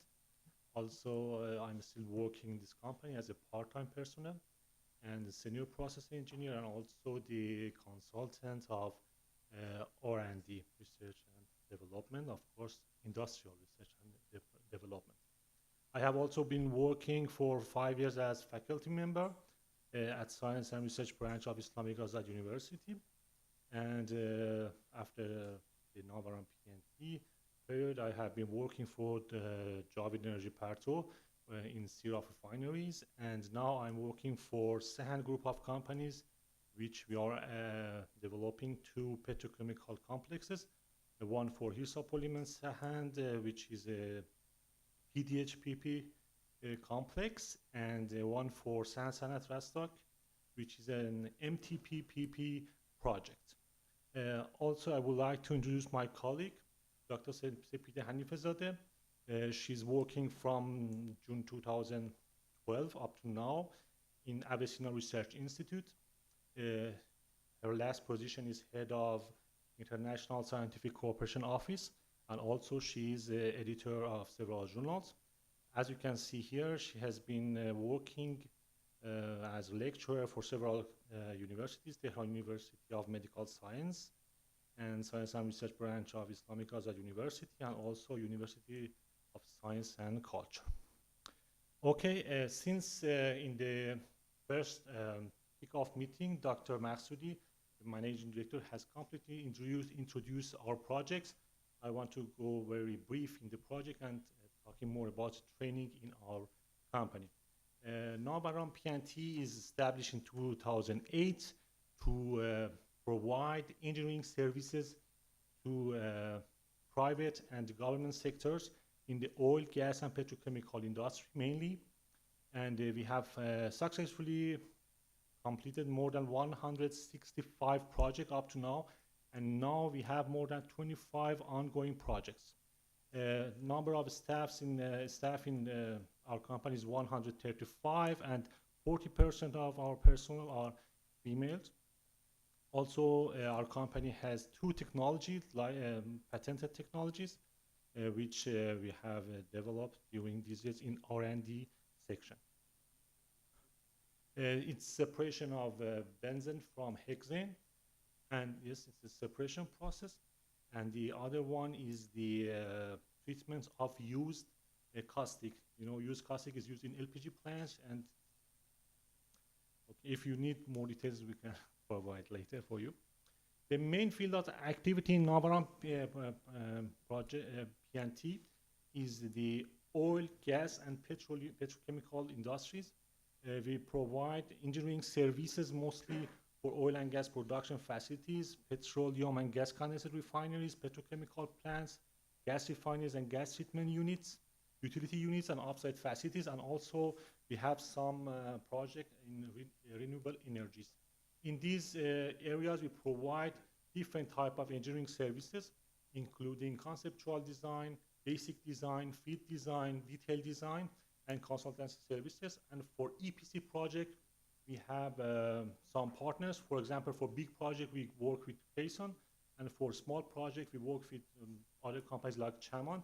The 3D model that you see here is a caustic treatment package, which we have installed in Bandar Abbas gas condensate refinery. It's already installed, and you can see the 3D model here. These gentlemen are the member of boards, Mr. Firuz Ardeshirian, who has more than 50 years of experience in the oil, gas, and petrochemical industry. Dr. Said Mahsoudi is our managing director. As you can see, he has 30 years of experience, and he had been working for several years as a faculty member. And also Dr. Esam Kahrizi and Mr. Hamid Kami are other member of boards. These people are senior managers in different disciplines and different divisions. Since we have talked about the project, the topics in detail during the online kickoff meeting, I don't want to repeat those projects again. Since the most important thing in the UNITEL is the training, I want to talk about training in Navaran PNT. As you can see, this is the spent man-hour at Navaran PNT during the past year from 1st of September 2021 up to the end of August 2022. As you can see, we have spent more than 200,000 man-hours during this year. And the training, we have spent approximately 10% of the man-hour on training. This is not the self-training. This is the training that has been decided by the company for to train experienced and also fresh engineers. You can see number of training courses that are already held in Navaran PNT, or they are finished or they are in progress in different disciplines. Of course, most of our courses are related to the process engineering, but we have also courses for other mechanical, for other disciplines, mechanical discipline, piping, structure, and other ones. And due to some deficiencies in these skills, our member of boards have decided to train some, let's say, trainees to accept some trainees in our classes, which they are university graduates, and they teach these trainees to reach the required qualification as a fresh engineer to start the job at Navaran PNT. You can see some trainees in available disciplines at this time, but maybe in other months there are different numbers here, and we have different trainees for different disciplines. You can see here a class of at Navaran PNT office. Usually we use 2 conference rooms for this purpose, and also 1 classroom specifically for training. Of course, the conference room are mostly used for meetings, but when they are not occupied, we can use them for training purposes. All training courses are recorded, and they will be uploaded in our server, and they are accessible to our personnel. So you see, training is very important for us. Maybe UNITEL project is not financially beneficial for Navaran PNT, but from a training point of view, it's very important for us, and we can use it. Of course, we are not a university, but we can use it for our purpose. This is the internal survey, a brief summary of the internal survey that we have done at Navaran PNT during September 2021. Okay, maybe the number is not very good in here. We cannot see the maybe, but we have asked 19 senior personnel to evaluate if they can employ qualified fresh engineers from university graduate or they cannot. As you can see, more than 50% of our senior personnel believe that we cannot find qualified fresh engineers from in university graduates. And then we have asked them how much time do you need, for example, for the piping department, for the process department, how much time do you need to train a university graduate to meet required qualification as a fresh engineer? As you can see, they need between 3 to 6 months to train a university graduate to reach the qualification needed for the fresh engineer. We have defined a survey. Of course, the survey is just internal for the use inside Navaran PNT, and we have selected 10 skills and 10 capabilities or competencies which are needed from the point of view of our senior managers and our senior personnel. And they have also asked them to select, to let us know the importance of each skill and what is the available skill. I don't want to go through the details, but you can see the evaluation. I will pass this slide very rapidly, and I want to talk about the last slide to show what we have found. Usually, when a new university graduates come to Navaram PNT, we ask them to learn about simulation softwares, design softwares, and ask them to learn these things. But what we can see in our survey is here.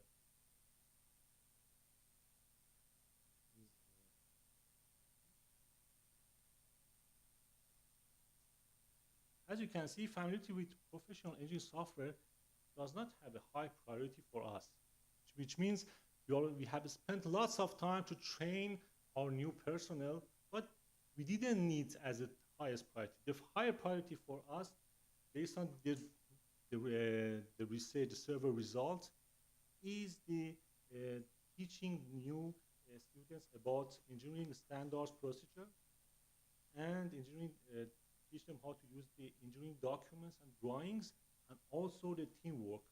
So we have revised the courses that we have to teach to new university graduates to make them ready to work in our system. UNITEL is an important project for us, and we are eager to learn more from University of Marconi and other local universities to help us to train our engineers more effectively. Thank you for your attention. Yes, of course. Thank you for your attention. And if you have any question, I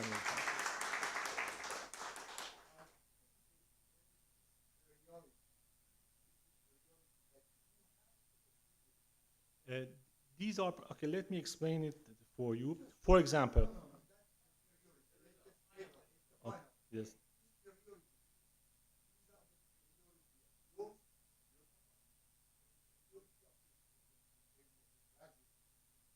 This is the priority of training, okay? When we need, from our point of view, from our,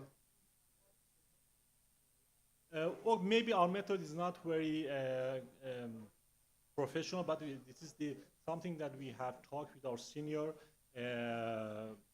personnel.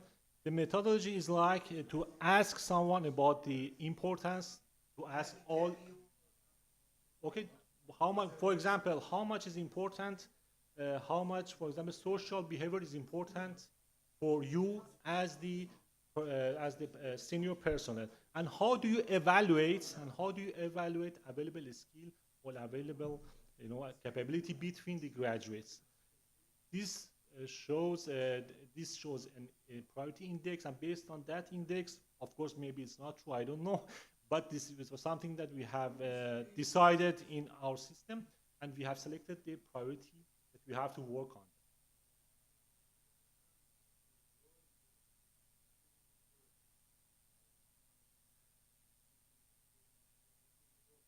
Okay, when you want to train, of course, it's better to ask the project manager about the role of each partner. But usually, when you are teaching the students, you are preparing them for the industry, okay? And who will employ your graduates? The companies, okay? You cannot train the companies without knowing what we need. This is, you see here, we need more than, sometimes we need more than 6 months to train a fresh graduate. So this is our role in this project.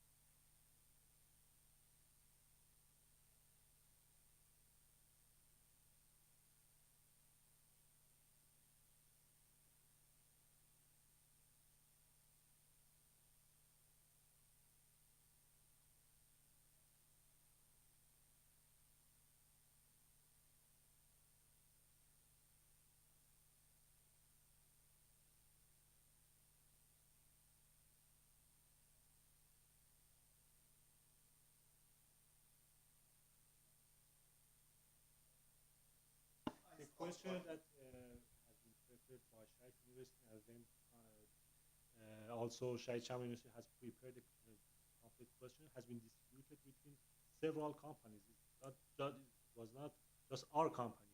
It has been separated between several companies in different fields, and I'm sure that they have received several feedbacks. Just I have shown a small part inside our company. This is not the complete survey results. Okay, if you need a complete survey result, I think you can ask Shahid Chaman, and they will provide you the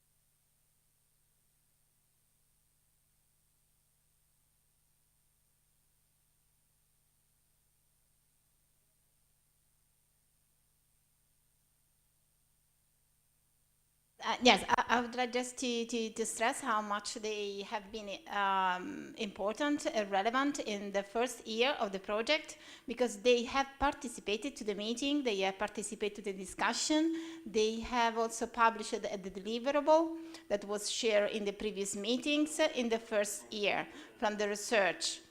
From the work package 1, as Ghulam Hussain has mentioned before. So they were very active, and they participated in the crucial phase. It was analysis of needs and design of the curriculum of the e-course. Of course, now... No, no, no. I was there. And I can say that we're very active, and they participate. So I was there. I can witness it. So. Of course, now they are here.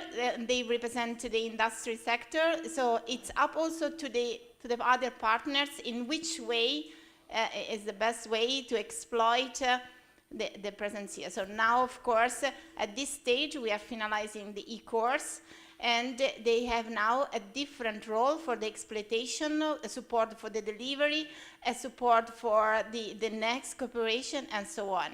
So just up to us to exploit their experience and, feedback from the final, users. Okay. So I think, yes, I think now we have to go to have the break for lunch. And I think we have to have, maybe we can meet at 2:15, something like that, 2:15. So, yes, for lunch, or this is 2:30? What okay. Okay, we can see here at 2:30. Okay, and we are going to have the presentation of our projects, and then the visit to the laboratory. Okay, thank you, sir. Yes, you can leave the things here. We're going to lock the door, so don't worry.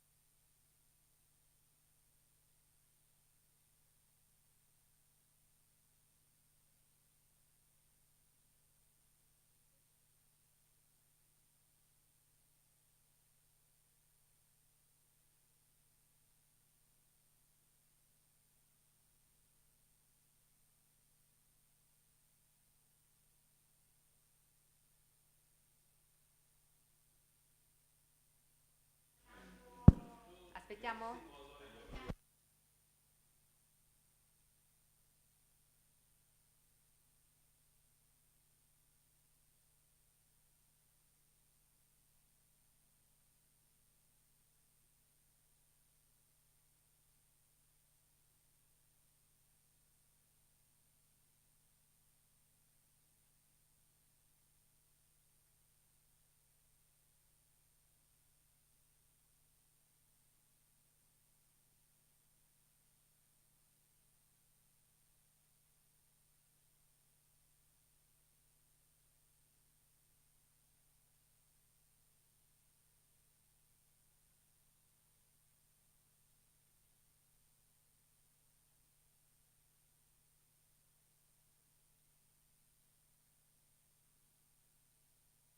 Se io...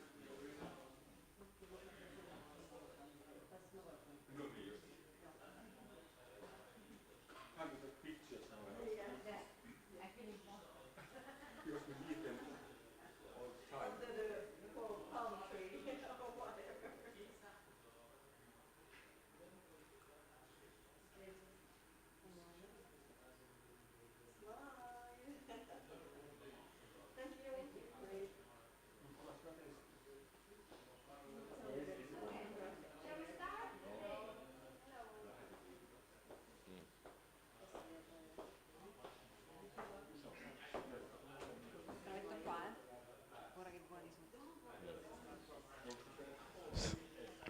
So I hope that too much, too much. Maybe it's that better that one, eh? Okay, otherwise too loud. Okay, so thank you very much for your patience. If you give me at least 30 minutes, I will try to show you our laboratory and research project. Okay, I think that this is a common activity within the university here in Finland, Portugal, Greece, and Iran. Okay, in order to have, this is a common activity, but it's also the most difficult activity. Okay, because the laboratory involve experimental part. Experimental part involve a lot of time and a lot of money. Okay, so I think that is also interesting to how to relationate the laboratory activity, experimental activity, with the e-learning and advanced educational kit. You will see a little bit. So first of all, the presentation. It's not coming because maybe it's that one. Okay. So first of all, my staff, after how we are organizing our collaboration, some the layout of the laboratory, because some people maybe are not so much tired and want to see our laboratory that is 1 minute here. Okay, less than 1 minute. And after teaching collaboration activity, research data management, and so on. And these activities are about the remote activity. So I'm the responsible of this laboratory. I started here in 2009. I became associate professor in 2015. And now I manage this laboratory. So this means that I'm coordinator of Horizon Research Innovation Action. This is GICO, this is 5 million euro. Blaze, 5 million euro. Reopen, Zephyrus, this is a project that I'm coordinating. Okay. Instead, I'm scientific responsible for UCGM of project where UCGM is participating. It is SO3, Life2M, IRE, Life3H, and 3Emotion. Okay. But 3Emotion is, for example, 50 million euro project. Okay. So this is only to understand you the size of our effort. Okay. This means that I manage more or less 1 million euro of budget each year. Okay, this is more or less. Okay. Another thing, I'm not alone. There is another professor. You know Matteo Martini, you know Umberto Di Matteo, Fabrizio Fontano, Romeo Giuliano, Sabino Meo. They are physical, engineering professor here. We are very sorry that Fabrizio Fontana is dead last month. Okay, we lost a good professor. Was professor that was last years was fully devoted to the laboratory. It opened the lab and closed the lab each day. Okay, because in the last part of this activity is preferred to concentrate on lab instead of a lot of teaching activity and project management, other things activity. The technician, we have two technicians. One is Stefano Innocenti, another is Andrea Carlo Maresca, that you will see if you come in the lab. There is, of course, the core of that. I'm not the core of that. The professor, not the core of that. The core of laboratory is the research fellowship and the scholarship, the PhD student. So we have two PhD students that are Roberta Caponi and Giacomo Tamburrano, and we have researcher that are researchers. So Luca De Zotto, Vera Marcantonio, Ervin Ciro, okay, and the time-definite research fellowship that is Ara Atanaglu. No, as you see, there is Turkish, there is Colombian, Ervin Cirion, there was also Iran. I have two PhD and research fellowship from Iran, was Sara Rajabi and Ramin Moradi. Okay, that now there are not because it's updated, this slide. Okay, so, and there is, of course, the Abris part as Sara Cella, Ilaria Reggiani, Arturo Lavalle, and you can see. Okay, and this is fundamental also the management part. These are more or less the people, okay, involved. What are the laboratory is organized with regulation, register, equipment log, instrument log. There is a lot of stuff, bureaucratic stuff. Okay. More important is your collaboration agreement. The university have to work within what are the three missions of the university. No, you are a project that are making better learning system, okay, and you have to know what are the three missions of your university. Okay, one, I think that you are in the learning. Okay, so is the learning. Okay, but there is not the one. Okay, there is another two. Okay, so maybe one can tell me why I show you this slide, because it's also part of the other 2 points. Okay, there is one. This is also useful for the first one, this collaboration, but mainly there is competition of the university between learning. So it's more easy to have agreement that not encompass maybe within our territory. This is our territory. This is our municipality, our region. Okay, these are collaboration other university within the same territory. Okay, and so why I show you this slide? What is the other mission? Okay, of the university? Research. The second, learning and research. Okay, and there is the third, now the connection with your territory. Okay, and this involves the capability that you have to involve the other entity of research within your territory and to make agreement with them. Okay, so this meaning that, okay, my friends that we make maybe no thesis together and so on, now are professor in Sapienza, Aquila, Rome 3, in Enea, CNR, and so on. Okay, and we have collaboration agreement with this institution, and we have a network together. For example, okay, here, no, there is Arda Tanoglu. Arda Tanoglu, in reality, is, I tell you, he is a research fellowship here, but is a PhD student from Sapienza that is here, stuff here. So we have common stuff, joint equipment, okay, between that one. Okay, this is mainly for research activity. Okay, so your territory is important. You have to make network also with your territory. This is the sense of this slide. Okay, so, and there is also another point. There is some professor like Vincenzo that is my friend of mine. We make university together. So he's engineering, mechanical engineer as me. Okay, but there is Professor Alessandro that is a chemistry professor, material professor. That is necessary that you see. Okay, there is other professor that have a complementarity with me and also with Marconi, because in Marconi there is not no chemistry professor, for example. Okay, and I need chemistry professor. Okay, for example. Okay, and this is okay. So after there is external collaboration that are not so much integrated. We don't have with that one common stuff together in my premises and so on for a long period of time, and we don't share material. No, material, yes, equipment. With that one, you share equipment. There is material, of course. So we have, for example, we test solvent for within Johnson Matthey, okay, Aldo Topsoe, no, the main multinational on materials, and so we have agreement with that, and we receive material, but okay, not equipment and stuff with that one. This is a lot. It's the list of a lot of course, there is more 10 projects, 10 partners, and so there is more or less 100 of entity that we exchange material and so on, and we work together in common objective. This is the layout. The layout that you see, it's very not too much big. The laboratory is more or less than 200 square meter. Is in the basement of the Marconi building. Okay, and you will see. And there is, of course, different area for different things. Now we are changing, okay, because we are expanding. We are a little bit more, and so we have to change a lot to bit the configuration. So it's a little bit a mess, if you will see. Okay, as usual, more or less. And you can see in this picture. Okay, it's always a mess, the lab. Okay, there is the mechanical part, there is the electrochemical part, there is, this we will see better. This is charge or discharge of ultracapacitor. I will tell you better about that. But the problem of the learning is that you can say something, no? The students can understand something, okay? So some notion, okay? This is the first Dublin, no, indicator of the learning system, okay? If you are a good teacher, you can also try to make an exercise, and you try to exchange some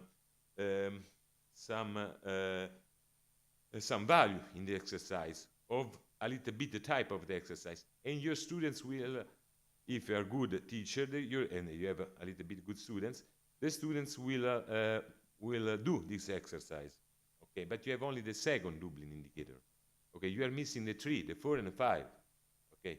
So the problem is up to give to the students the capability, the autonomy to find itself the law, find itself to understand. Our university in this area is not to tell to the other notion, is tell to capability, ability of the students. This meaning, with this experiment, my students don't have to apply, no, the law. So it's a differential equation of charge and discharge of ultracapacitor, for example, in order to find the constant time, constant, and so on. Okay, but they make a real experiment, remote, connecting, and so they will take out this law from the experimental data. Okay, and in this way they have an autonomy of judgment. Okay, they are able to understand, to define the law of the system. Okay, and the system is real. Okay, have all the complication of the reality. Okay, so there is to take into account the discharge of the cable and so on. Okay, and of other things. The ultracapacitor, it's a Chinese ultracapacitor, very bad. We don't take the Maxwell ultracapacitor that we have, but we put the bad ultracapacitor here in order to make more difficult the exercise. Okay, and so on. Okay. This is the test rig for the chemical room. I think one is more advanced.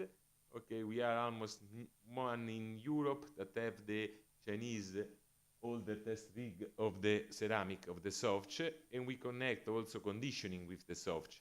Okay, so we are able to feed solid oxide fuel cell with different fuel and contaminants. Okay, so we arrive to detect less than 1 ppm of H2S and so on.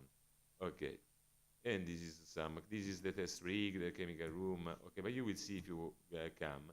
It is the older ceramic holder for the Japanese company China. Okay, there is this is our solid era, the solid power, not the best solid oxide fuel cell. We have also exogen Extaxera solid oxide fuel cell that we test. Okay. So now the project. So when I come here, I move the project from Sapienza, that was Unify, because I'm the scientific responsible. The project come to the professor, the scientific responsible, not the entity.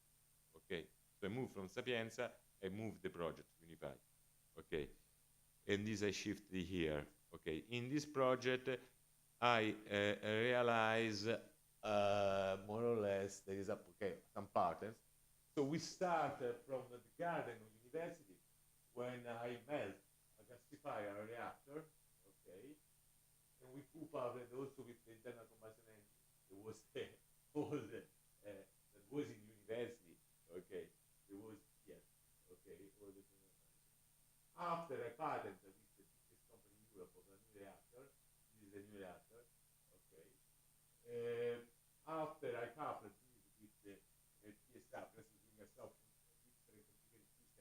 to arrive to 100 megawatt power plant that generates with hydrogen, grade 4, 99.99% of hydrogen in the gas, okay, from waste biomass, okay.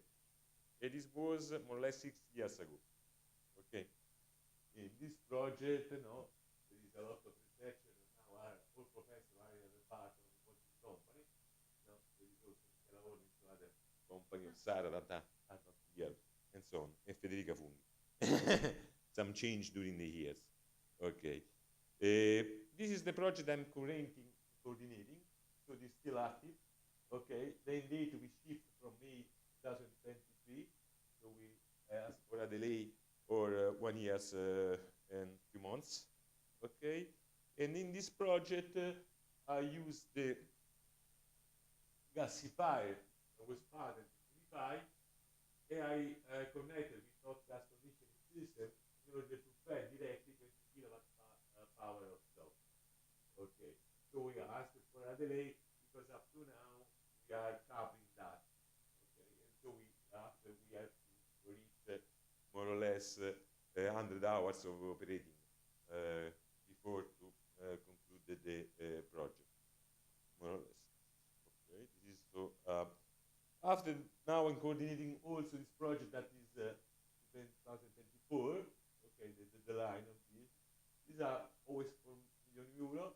The budget of Marconi is 700,000 euro. And in this project, we are it's a low TRL. I prefer the low technology to the levels because in this way I'm concentrating on the process, okay, and not on the industrial pilot plant. Okay. In this case, I put together all, okay, my knowledge of more or less 15 years. So I make a double gasification, okay, between the two reactors, the public pressurized reactor. If you maybe know the station dynamics start with tubular and Foscul in 70 years, so more or less 50, 40 years ago, okay, the knowledge about this technology. And now I put also carbon capture, such as oxide, okay, so I like to produce and electricity and biofuels, methanol, with carbon negative emission. Okay, this is the goal, okay, of the project. And I put also different material loop. Okay, there is a calcium loop inside here, there is an oxygen loop here, there is a CO2 loop here. Okay, there is a lot of material loop inside this project. There is also very advanced technology like plasma conversion with membrane, peroxide membrane for oxygen sucking. Okay, you think about that this membrane have to reach are passing oxygen at 700 Celsius degree. Okay, and they have to resist oxidant and reflutant atmosphere up to 1000 Celsius degree. Okay, and so on. Okay, and so we have a lot of test rig and small pilot plant in Italy, Germany, France, and so on. Okay. So free is something that participate, and this project is mainly for try to harmonize the stack of the solid oxide fuel cell in order to operate this fuel cell, okay, with different fuel. Because maybe you know that mainly are operating with methane. Now are also operating with biogas, for example, with methane and CO2. We are also operating this soft with syngas, with hydrogen and CO and other things.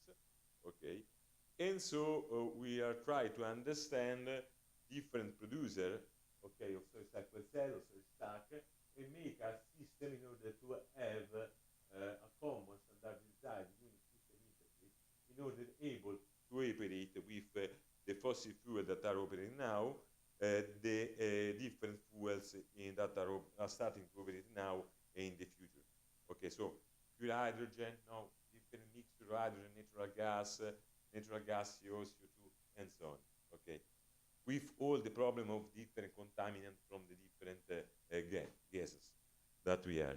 Okay, Free Motion is different project. So this is more or less 52, 2015 was founding, but we have more than 30% of funding. So the total budget was 42 million euro, and we realized more than 21 new fuel cell hydrogen buses for all the European company in hydrogen bus. This means that we apply buses of Van Hool, of UDL, of Safra, and so on. Okay, and we realized now 5 hydrogen fuel station, 2 new, 3 upgrade, and this was meaning in London of Air Products, in France of Air Liquide, and so on. Okay. I'm responsible of the key performance indicator data of this project. No? This meaning all the performance indicator of the hydrogen fuel station and fuel cell bus. Okay. Because maybe you know the target, I'm also responsible of European Technology Innovation Platform of the target of the European Commission about this technology. Okay, this meaning that I have to calculate the different target. No? There is a work from a professor that is something that is always, no? You have to say what is the target. So what is the target in 2025? We put that. After we arrive at 2024, no, this is not the target we change. And now there is a target 25, 33, 30, 30, 30, 35, 30, 40, 30, 40, up to 2050. We have the target of different technologies and so on. And each year we change this target in functioning of what's happening and so on. Okay, this is more or less the matter. And so there is target of 1,000 euro per kilogram of hydrogen storage. There is hydrogen cost of 1,000 euro per kilogram of hydrogen fuel station cost. There is target of buses cost. There is target of bus performance. And I don't tell you about the target. Okay, and this is only to understand you that mainly this project was in this corridor, north-south corridor. Now there is also east-west corridor, east-west corridor of hydrogen. Okay, and now there is also from a chic we go to high velocity, to high transit, and so we have three motion. And now there is child and child 2. Okay, and this means this number are hold. Now we have more than that, more than that. This means that if you implement here, more or less, if you check the number of buses, is less than 100 buses. Now they are circulating in Europe 300 buses, hydrogen. Okay, more than 300. Okay, this is Life 3H. This is a project that is in the territory, so in the central Italy. Okay, it's a European project, but it's in the center of Italy, from the region. It's a regional project in the center of Italy. And in this way, we realized 3 hydrogen fuel stations and 6 hydrogen buses.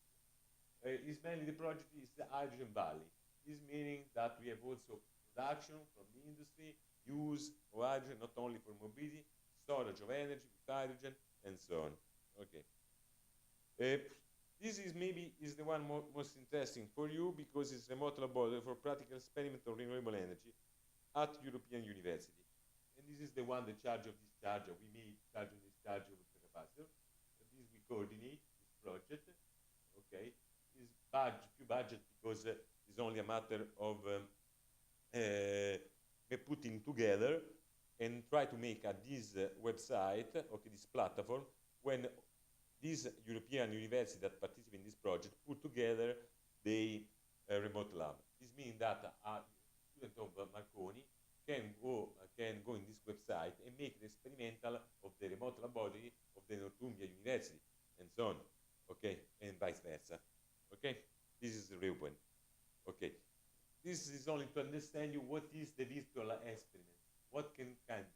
So you have the virtual labs, this is simulation, this is not that one, okay? Is remote lab, so you have real machine, okay? So this is the difference, the different things. With the reality, so you can increase. Okay, so yes, you can do a very good simulation, and maybe some simulation is better than the reality to understand, to explain some things. Okay, but at the end, the reality is better. Okay, so can to have a better global knowledge. Okay, is the only one. It's also more easy. If you want to try to make a simulation when you take into account this factor, this factor, this factor, and so on, and so on, and so on, go to the reality, it's better. Okay, more easy. Okay, so this is more or less. Okay, and so we try again to develop this matter. Okay, And we realized through this activity, no, with remote laboratory, okay, there is a lot of, in what is, this term is coming from 20 years about now the activity with electronic components, okay. We make also a previous project also coordinated by the Spanish university. We realize also preliminary platform on that. Now we have this second step, this realization, more or less. And so what you want to do here, no, is to increase the type of knowledge and without sacrificing anything. Okay, so we think that giving the access, remote access to the machine, okay, to the people, the students, they can better, okay, understand than also not only the simulation, not only the theoretical model, okay, but also from the practical experience. Because if you go in the lab, first thing, there is no space. First things don't have help to you in order to understand the things. If you go and you connect, you find the guide, you can ask, there is explanation, and so on. So it's better also, okay? You know, you can increase the reality. So the thing is that we have to give to the students not how it's done, not the will and so on, but you can give the students and try to make the change of their will, okay? No, by themselves, okay? In this way, you know, for example, I have a student that now is the director of all the South and Central Italy of the main big pump company in Italy. Okay, but why he obtained this job? Okay, because with me, he knows very well the system. Okay, it's able to really understand how it's functioning. Okay, not from only from a theoretical point of view, but also from a practical point of view. Okay, and so this is more or less. And so there is also a cycle of this activity because you have to make a report, questions, so on. There is also here, there is a lot of administrative stuff to do. So it's not only the idea and implement the stuff, but there is a lot of things, okay, that we have to say. This is how you implement. Okay, so mainly there is this is the technical connection. So there is a server, okay, and you have low-cost components that as Raspberry, Arduino, and so on that communicate with the server, and they can communicate with some machine. In this case, as a DC load and DC direct current, meaning power supply, programmable, and so you can, for example, make a charge and discharge ultra capacitor. Realize to that is very easy. We choose ultra capacitor because a few seconds. Okay, one student don't want to stay. We have solid oxide fuel cell. This is for solid oxide fuel cell, but this is used by ourselves. Okay, for two reasons. Okay, one reason, no, maybe you don't work with solid oxide fuel cell. Solid oxide fuel cell now start to have a conduction, no, of electricity, the electron after 600 Celsius degree. Okay, in ceramic, this meaning that you cannot increase the temperature fast. 1 Celsius degree each minute.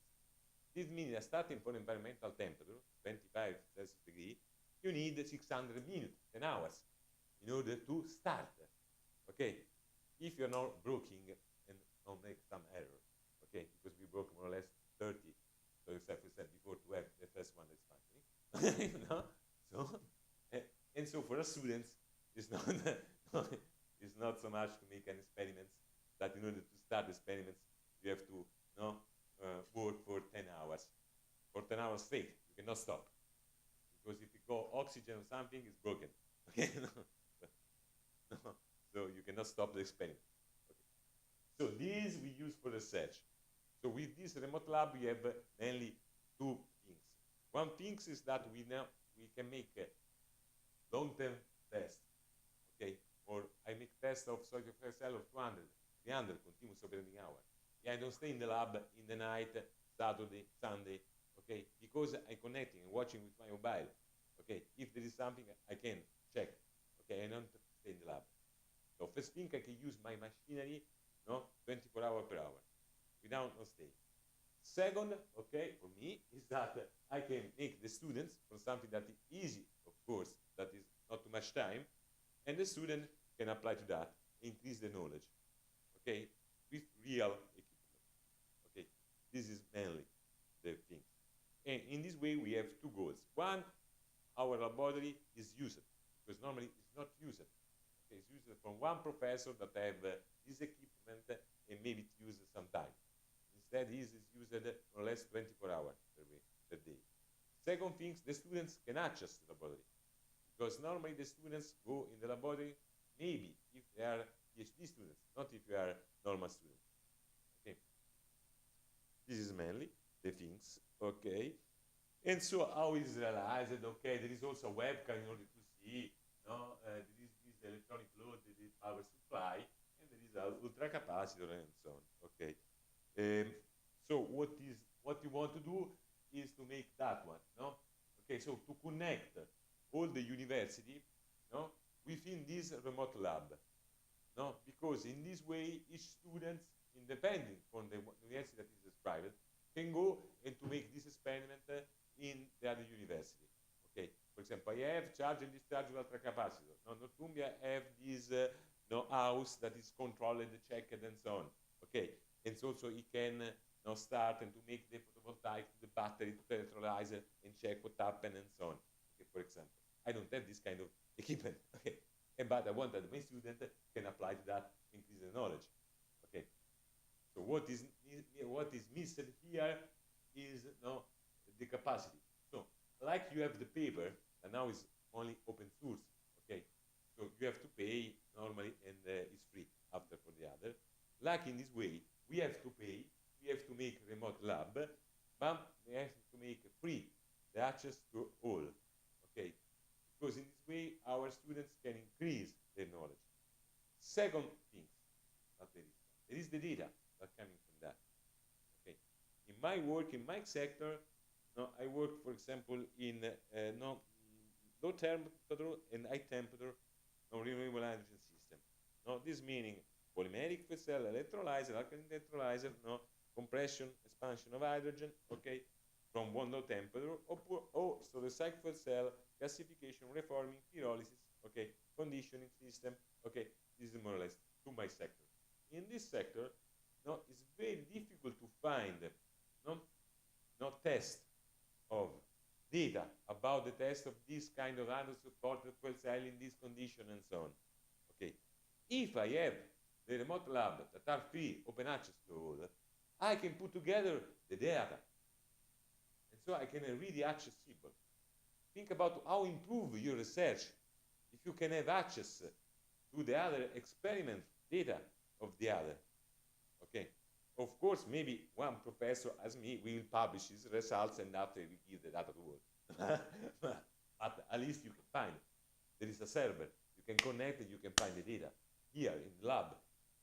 Okay, this is very important, not only for the students, we have our experiment data and so on, but also for the professor. Okay, this is more or less the reason of all these kind of things. So, for example, in Europe, we started the biome sector with a European project that was PHILIS. I was named PHILIS. Okay, and it put together some data about biomass, preliminary and definitive analysis. Okay, and now after 20 years, the European Commission start to pay, each country start to pay in order to maintain this database that is the biggest in the world about preliminary and definitive analysis of biomass. Okay, that is necessary if you want to make some calculation, some experimental data. No, I don't have. What is the content of lignocellulose, chemicellulose for this wood? What is the carbon hydrogen content? I have to make a test. It's time consuming. But in the history, another university made this test. Okay, with this material, and I can find it. Okay, this is also important. Okay, for the students, but also for the professors. Good. Okay, so. A conclusive reflection, okay, no? So we have new technology, no? We have a society that is more or less communicating, okay? So it seems that the problem of knowledge, is solved. No, it's not in this way, okay? Because from the problem of knowledge, you have to understand the problem of managing this knowledge, of the ability to is the answer to that, we have to make a different system, okay, like a remote lab, to have common database. Okay, if you want to go ahead, okay, the people that, the university, the company that will have advanced system, that we have bigger database, will be the people that we want, okay, the company, okay, the knowledge world, okay, and in order to avoid that, we have to develop common activity, remote ability of that, and put together our knowledge, okay, this is more or less. Of course, publishing before the data and so on, but after I will give to the other, okay, because if you publish a paper, yes, I put the results, but you don't have the raw data that you use it, so it's different. And try to make my data, it will require more time than me. Okay, so you are always a step, a step beyond, not beyond. I'm beyond you. Okay, if you do that. No, instead, I would like to make the same position of me. Okay, this is the okay. And so after that, we have also the teaching activity. So I have also in presence course, not only remote laboratory, no, not in distance learning. I have also in presence course because I have the laboratory. Okay, so I have also in presence course. I have a lot of course of thesis and PhD students. And I have also remote and virtual. I have also virtual. I started with the virtual, of course. No? So I started before with the knowledge, theoretical. Okay, after I go to the virtual, and now I'm going also mixing with the remote. Okay, of this activity. Okay. So more or less, and there is of course collaboration, interesting collaboration in research and publication, of course in my area, collaboration also of course in meetings, international conference, because it's important for this also the work that I do is the target. So in the next week there is the if you know the strategic plan, energy technology conference. Okay. Collaboration with regional, national, international, European, for example, project, exchange of professors, researchers, and students. We make also joint thesis and PhD. Okay, this is something that we very common, very a lot of that. And we are also interested in joint master degree and specialized higher degree courses, more or less. And you can contact me. Okay, and this is the mail of the lab. There is also my mail is also without that one. Okay, the standard Marconi lab. No, we create a separate group for the laboratory. Okay, from the university. This is more or less all the things.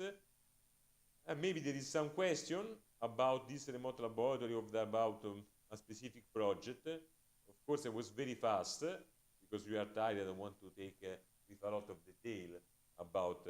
But think about each project have more or less 20 deliverables, more than 20 deliverables. Each deliverable have more or less 100 pages. Okay, so you can ask any kind of detail that you want. Okay, so.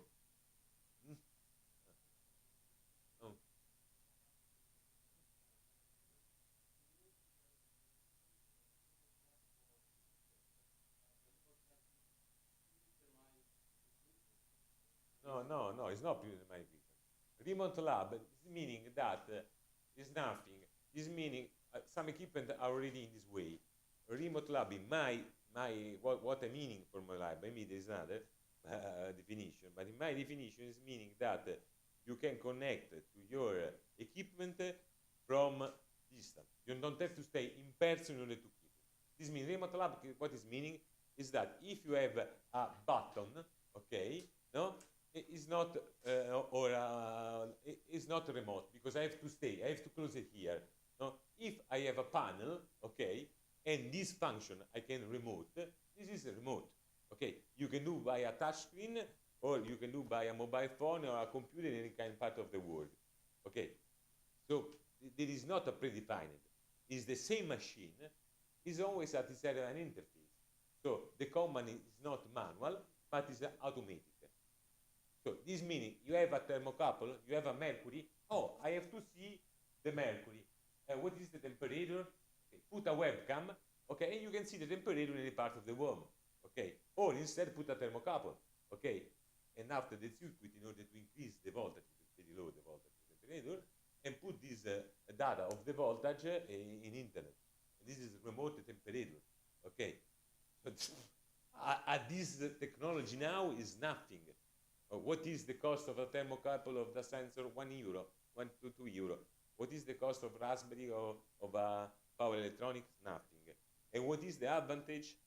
That I can have all the data registered, because otherwise you have to check.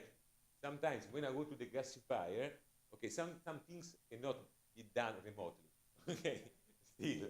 And so I have to write, okay. But it seems that I am in the middle age, okay, because still I have to write, still I have to, no, still I'm a person that I manage, okay. This in few years there will not be anymore. So you can start now, or you can wait. In future, I think all the things will be remote.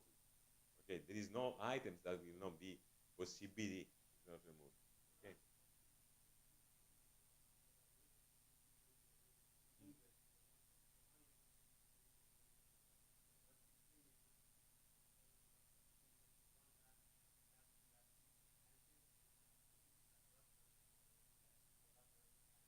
Yes, for example, I buy my micro ZC and also mass spectrometry.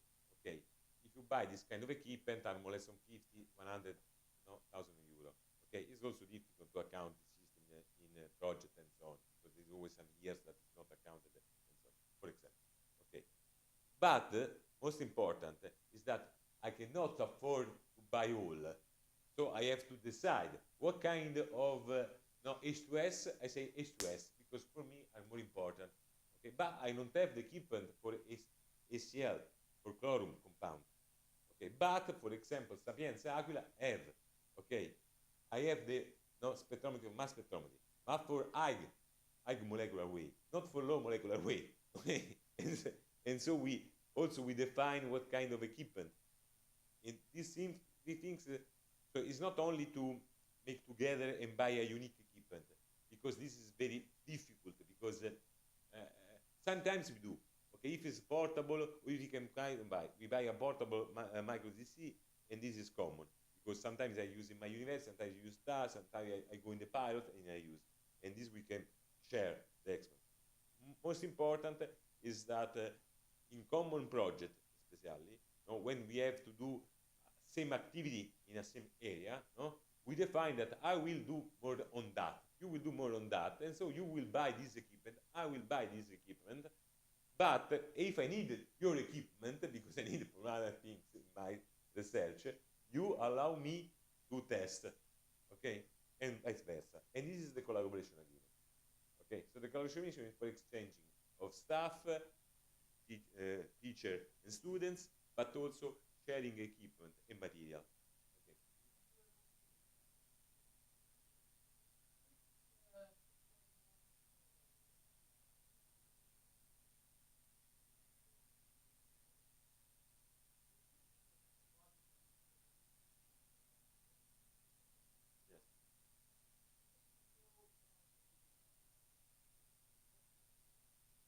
No, no. Yes, but if you have a budget of this kind of things, is to realize a prototype. This means that I realize this plant, 1 megawatt plant. Okay. So the budget of this project is for realizing buses. Okay, for realizing not 12 meters buses, hydrogen station on 500 kilogram per day. Okay, so no, is a lot of square meter. It's big hydrogen station. Okay. If you think about the budget for the remote laboratory, I think that there is here. I write the starting thing. Reopen is the budget is less than 300,000 euro, and there is more or less always 10 participants. This means that it's 30,000 euro for travel, for working hours of professor, and for material. Okay, because how do we realize that? So what is the cost of my equipment is also why I choose that. If you check the equipment here, I can tell you sorry, I will, niente. Okay, I will go to the, I will tell you the price of each equipment here. Okay, that are more or less decreasing. Now there is in this month not, but okay. So no, why? So this is Raspberry. This is 100 euro. Okay, not this price. This is P-Tech, but you can buy by another company. Okay, is 150 euro. 150 euro. Okay, so this means that this is 300 euro. Okay, this is 400 euro. This is 20 euro. Okay, so all this system you can buy with less than 500 euro, and you have this system. Okay, in order to charge and discharge any kind of things, for example, ultra capacitor. Okay.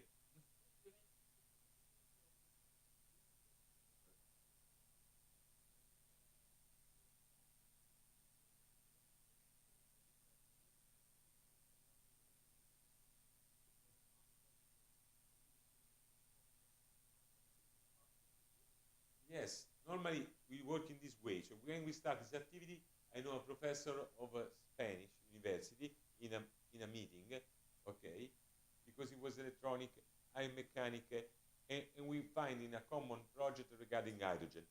No, when he have some problem of mechanic, I have some problem of electronics, and we discuss together in order to help each together.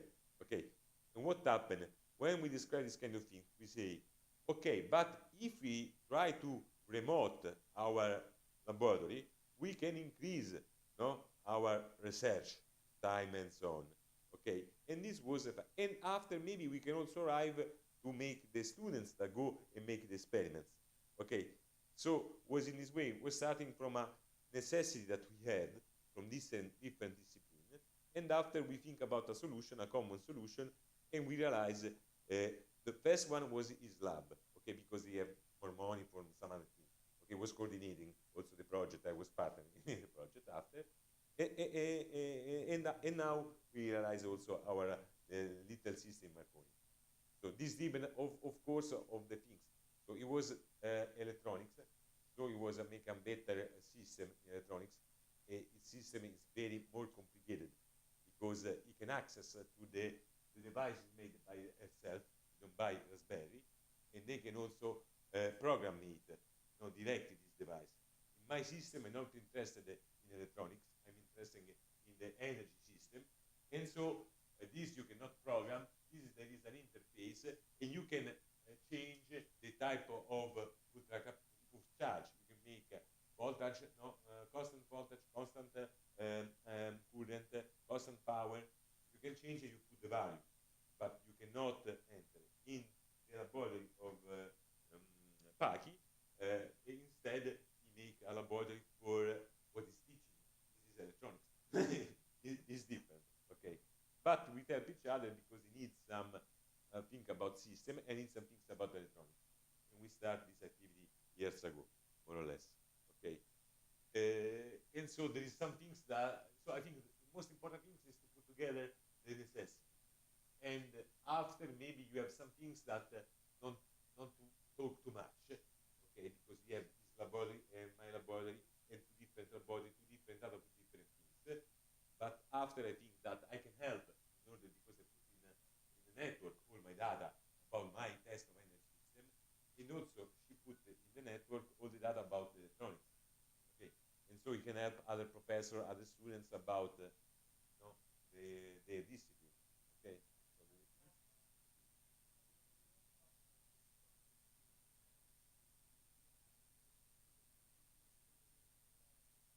No, yes, okay.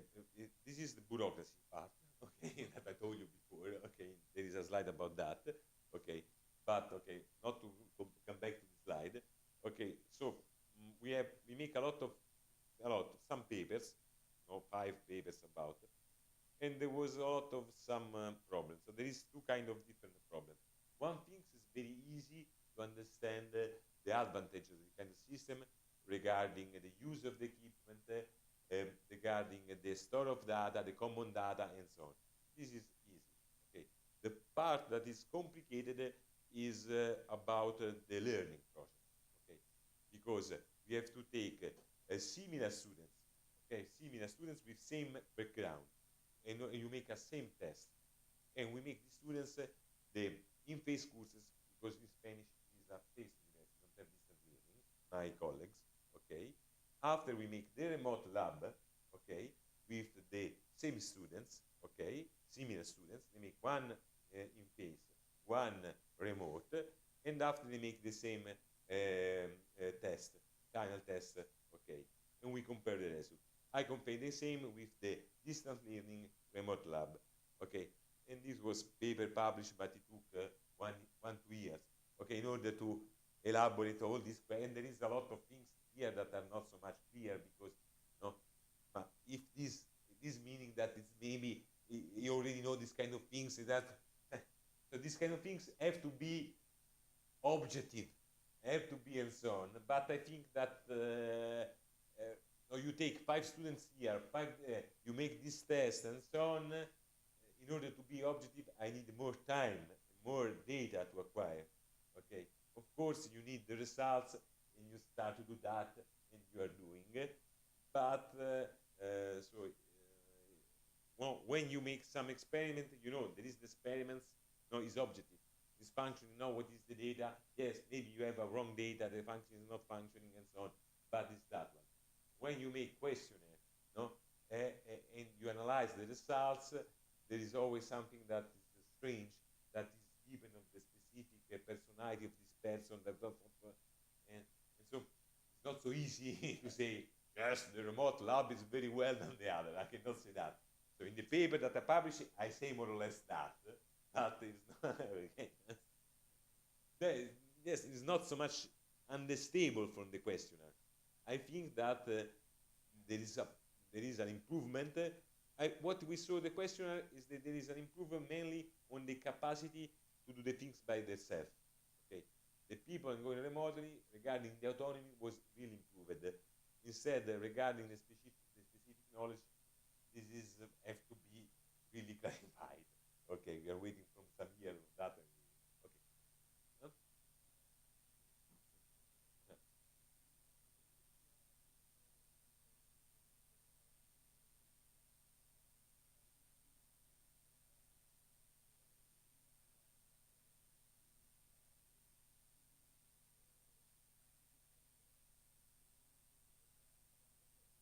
Exactly.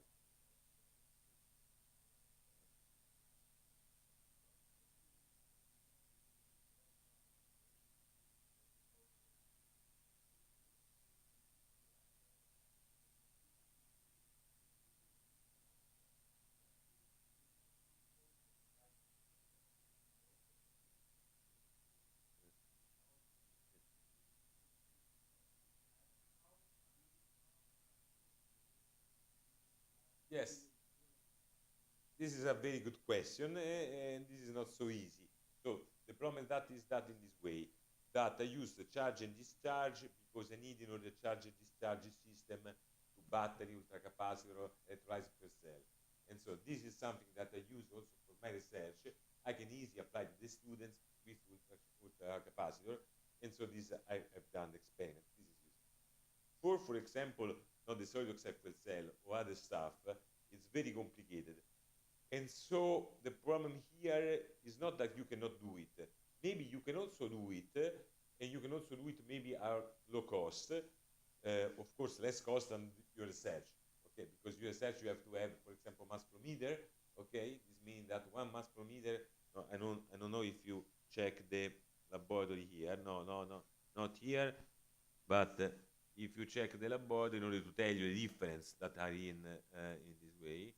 No, not that one. This picture maybe is that one. Yes. Okay.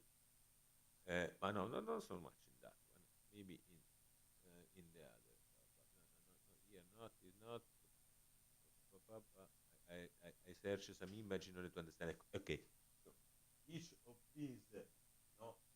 So you have the glasses, no, with the bubble. Okay.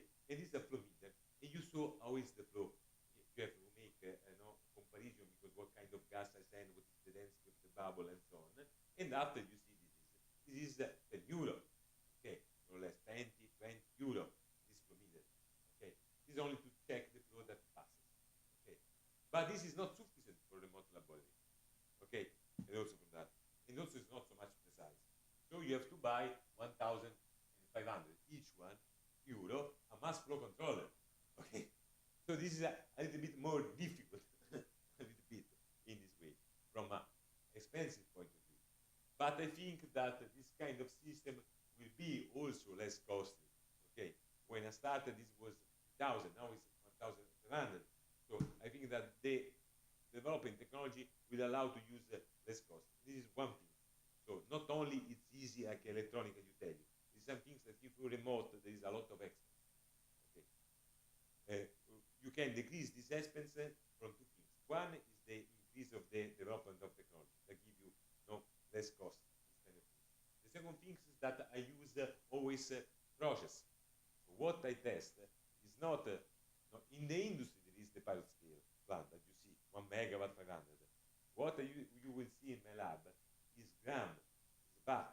Okay, so very very small, because in this way the cost of the equipment is small. Okay, this is the second. The third point that you always told me in your question is that you cannot do it some complex experiment to the student and so on. And so, for example, in this case, I have to make a specific experiment. I already done something in order to explain. No? I cannot control from my students something that is take 10 hours in order to know, and you have to be very careful in this 10 hours, without you broke anything. Okay, and you broke a lot of thousands of equipment. Okay, thousands of euro of equipment. So no, and I cannot also. It's very complicated. A lot of. So what I can do is make an example, easy some phenomena here, and this is also something that I'm not too much good to do. I don't want to do because it's something that immediate. I will prefer to do something that I use in developing research. I use in teaching. In this case, so the third solution, no, as you say, that is more difficult in the other area, is that you simplify your system. Okay, but this meaning that for the research you have to apply a very complex system, high costly and so on. And after you simplify and you use something. For example, I make an example. Why do you understand? Here we make long-term test, degradation, performance of solid cycle cells. Okay, and this we are doing. Okay, what I simplify for my students, okay, is only to check the impedance, okay, of the material depending of the flow and temperature. Okay, and this they can do it. It's also a low-cost system. Okay, it's not the overall, of course, but so you try to put this something is something that I don't have to develop for the research, but I have to develop if I want to teaching some of this area to the students. Okay, so I have to simplify. In another experiment, for example, in order to not to test a global ultracapacitor, but try to test the material of the ultracapacitor, no? We make a remote lab, and they can move with a mechanical motor, okay, electric motor. They can move the plate of the condenser, and they can check, the electric, okay, measurement. Okay, so you simplify your system and you make some things that for the researcher is not so much interesting. Okay, this is the problem. It will be very good if the remote lab will be very equal research and teaching, and very low cost in any kind of discipline. And this is, of course, not the same. So the answer to your question is you are right, but we have to try to do. Okay, and there is some things to try to do. So second thing is a very small size. Second thing is to use low cost advanced technology. Third thing is to simplify your experiments for the students. Okay, I answer.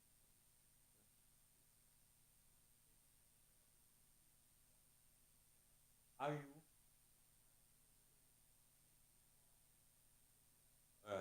The safety problem is yes.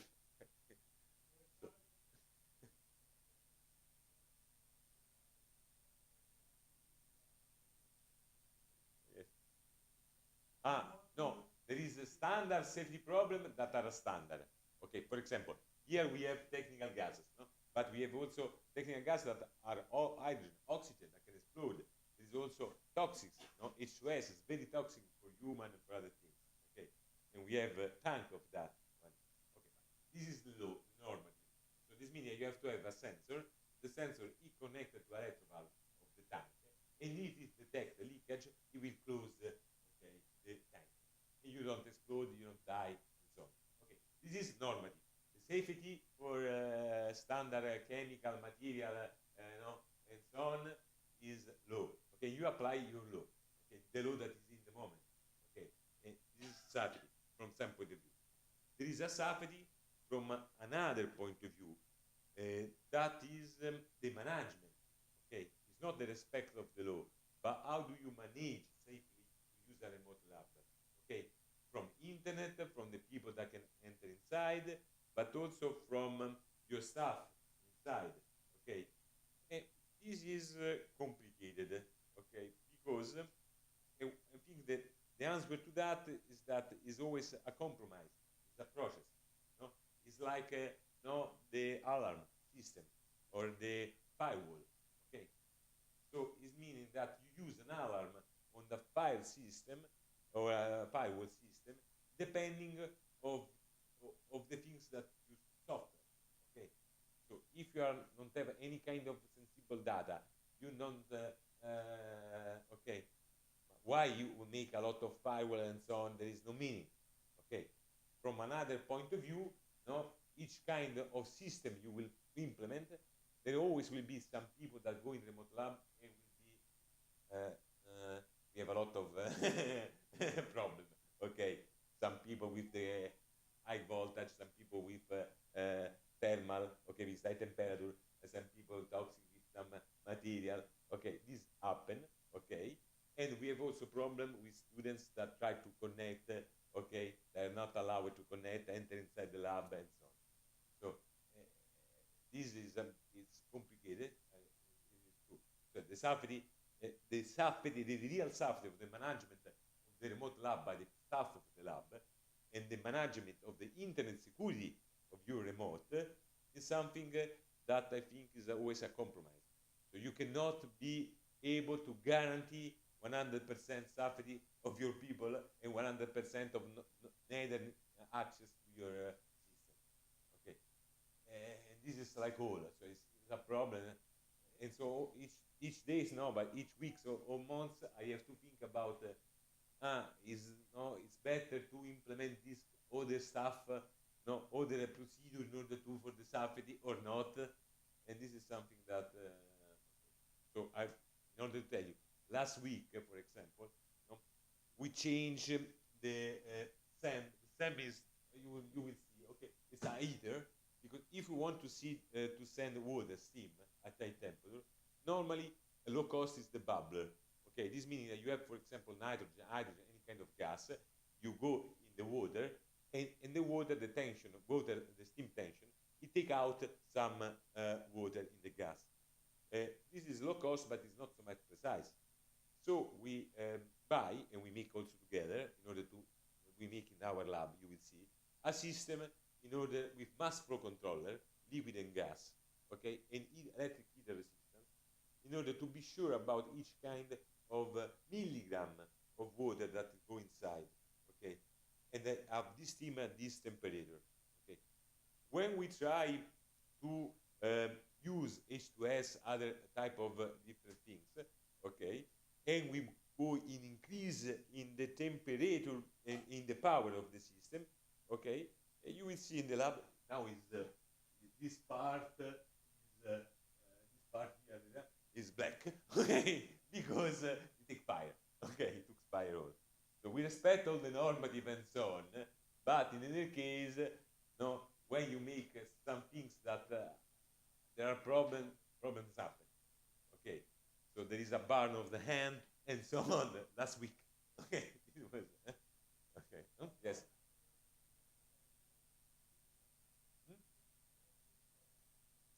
Virtual lab? No, virtual lab is all simulating. You don't have any kind of problem. Virtual lab, you are simulating.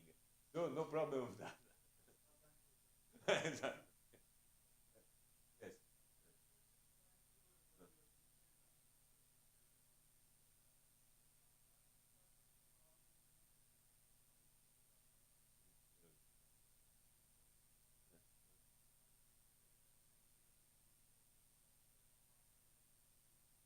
here we have temperature, pressure, okay, flow, okay, and also current, current also a problematic, and voltage.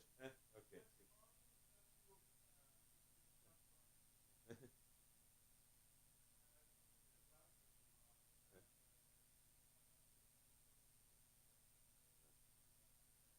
Uh, this is for student, okay, this is for student because I don't need to be much precise. If you can check here, okay, and here there is national history, okay, we have no 32 bit of precise. Okay. Depending, of course, this is a low price, but don't have too much resolution. Okay, depend, of course, that for the students, I don't care about the resolution. Okay.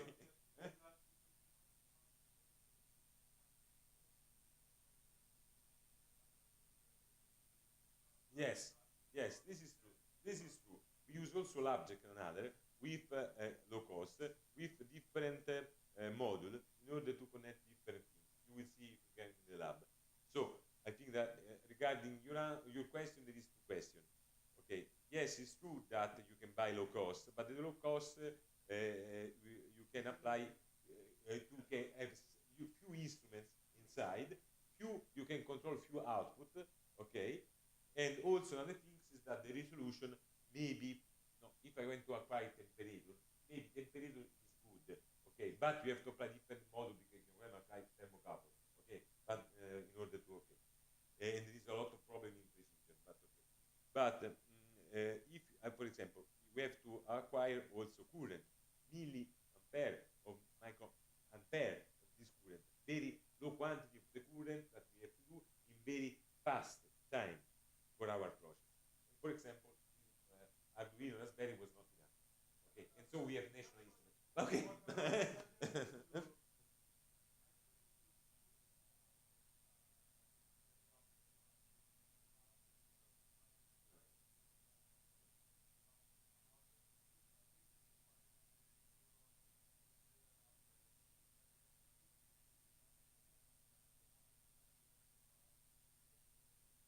If you want to do for research purpose, very good, remote lab, no, 500 euro, no, you're right. If you want to do some easy stuff for your student, yes, okay. Different, okay, different. Huh?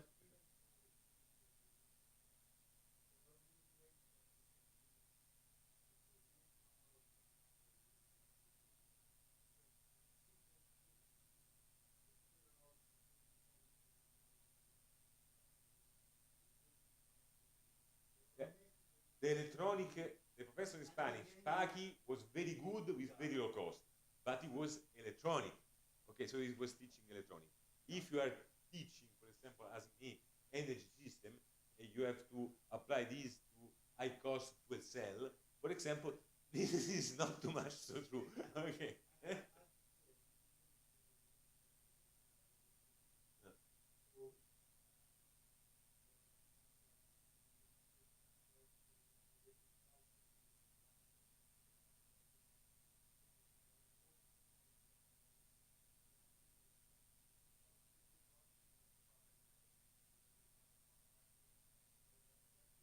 That's the problem.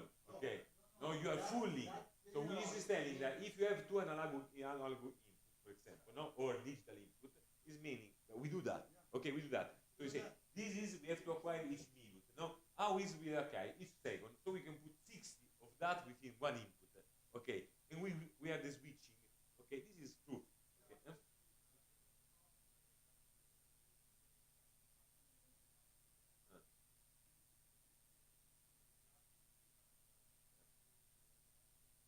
Yes, we have a lab for that stuff.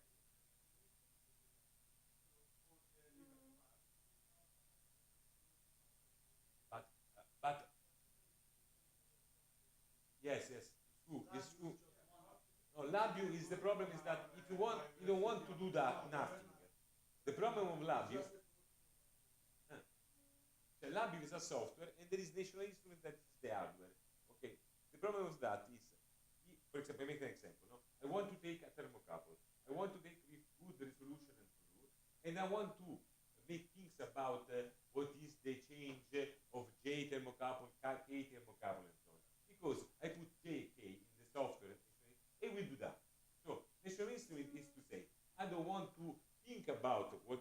electronic I have to buy, what kind of software I have to write, and so you pay 10,000 euro for the machine, 2,000 euro per year for the software.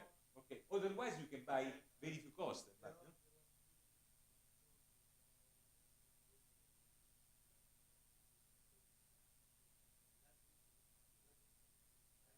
yes, we pay 10,000 the National Instruments Compact Rio system and 2,000 per year the software, and we buy. But we are thinking that if this kind of software, because I'm not software, I'm not electronic people, software people, but I check that others are developing. No, if you think about MATLAB and Open Modelica, Open Modelica is in developing and is open source. I don't pay license. MATLAB, for example. And so I'm waiting because I think that the professor in each part of the world are developing this kind of open source system.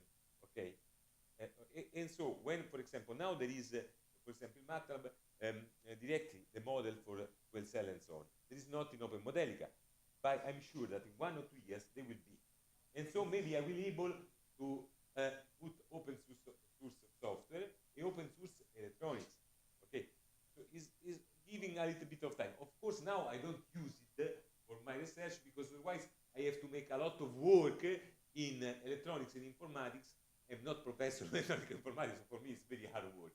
Okay, but for a professor of electronics, I think it's very easy. Okay, that also. Okay, sorry. Hey.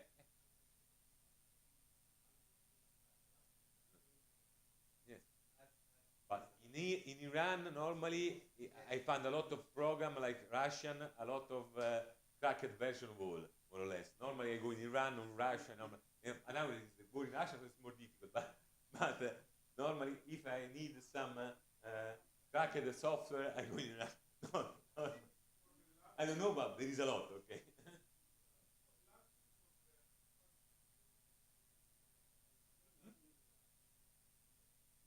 Or LabVIEW is free, but you have to buy the hardware. Okay, otherwise they don't give you the software. If you buy the software without the hardware, they don't give you the software. Okay, so it's no, okay. But okay, we hope that in 2 years this all will be open source. Okay, in order not to buy that. Okay, we hope. If somebody wants to see the lab, because okay, no, not for me, for you. Okay. So now who wants to join for the visit to the lab? Okay. Per me.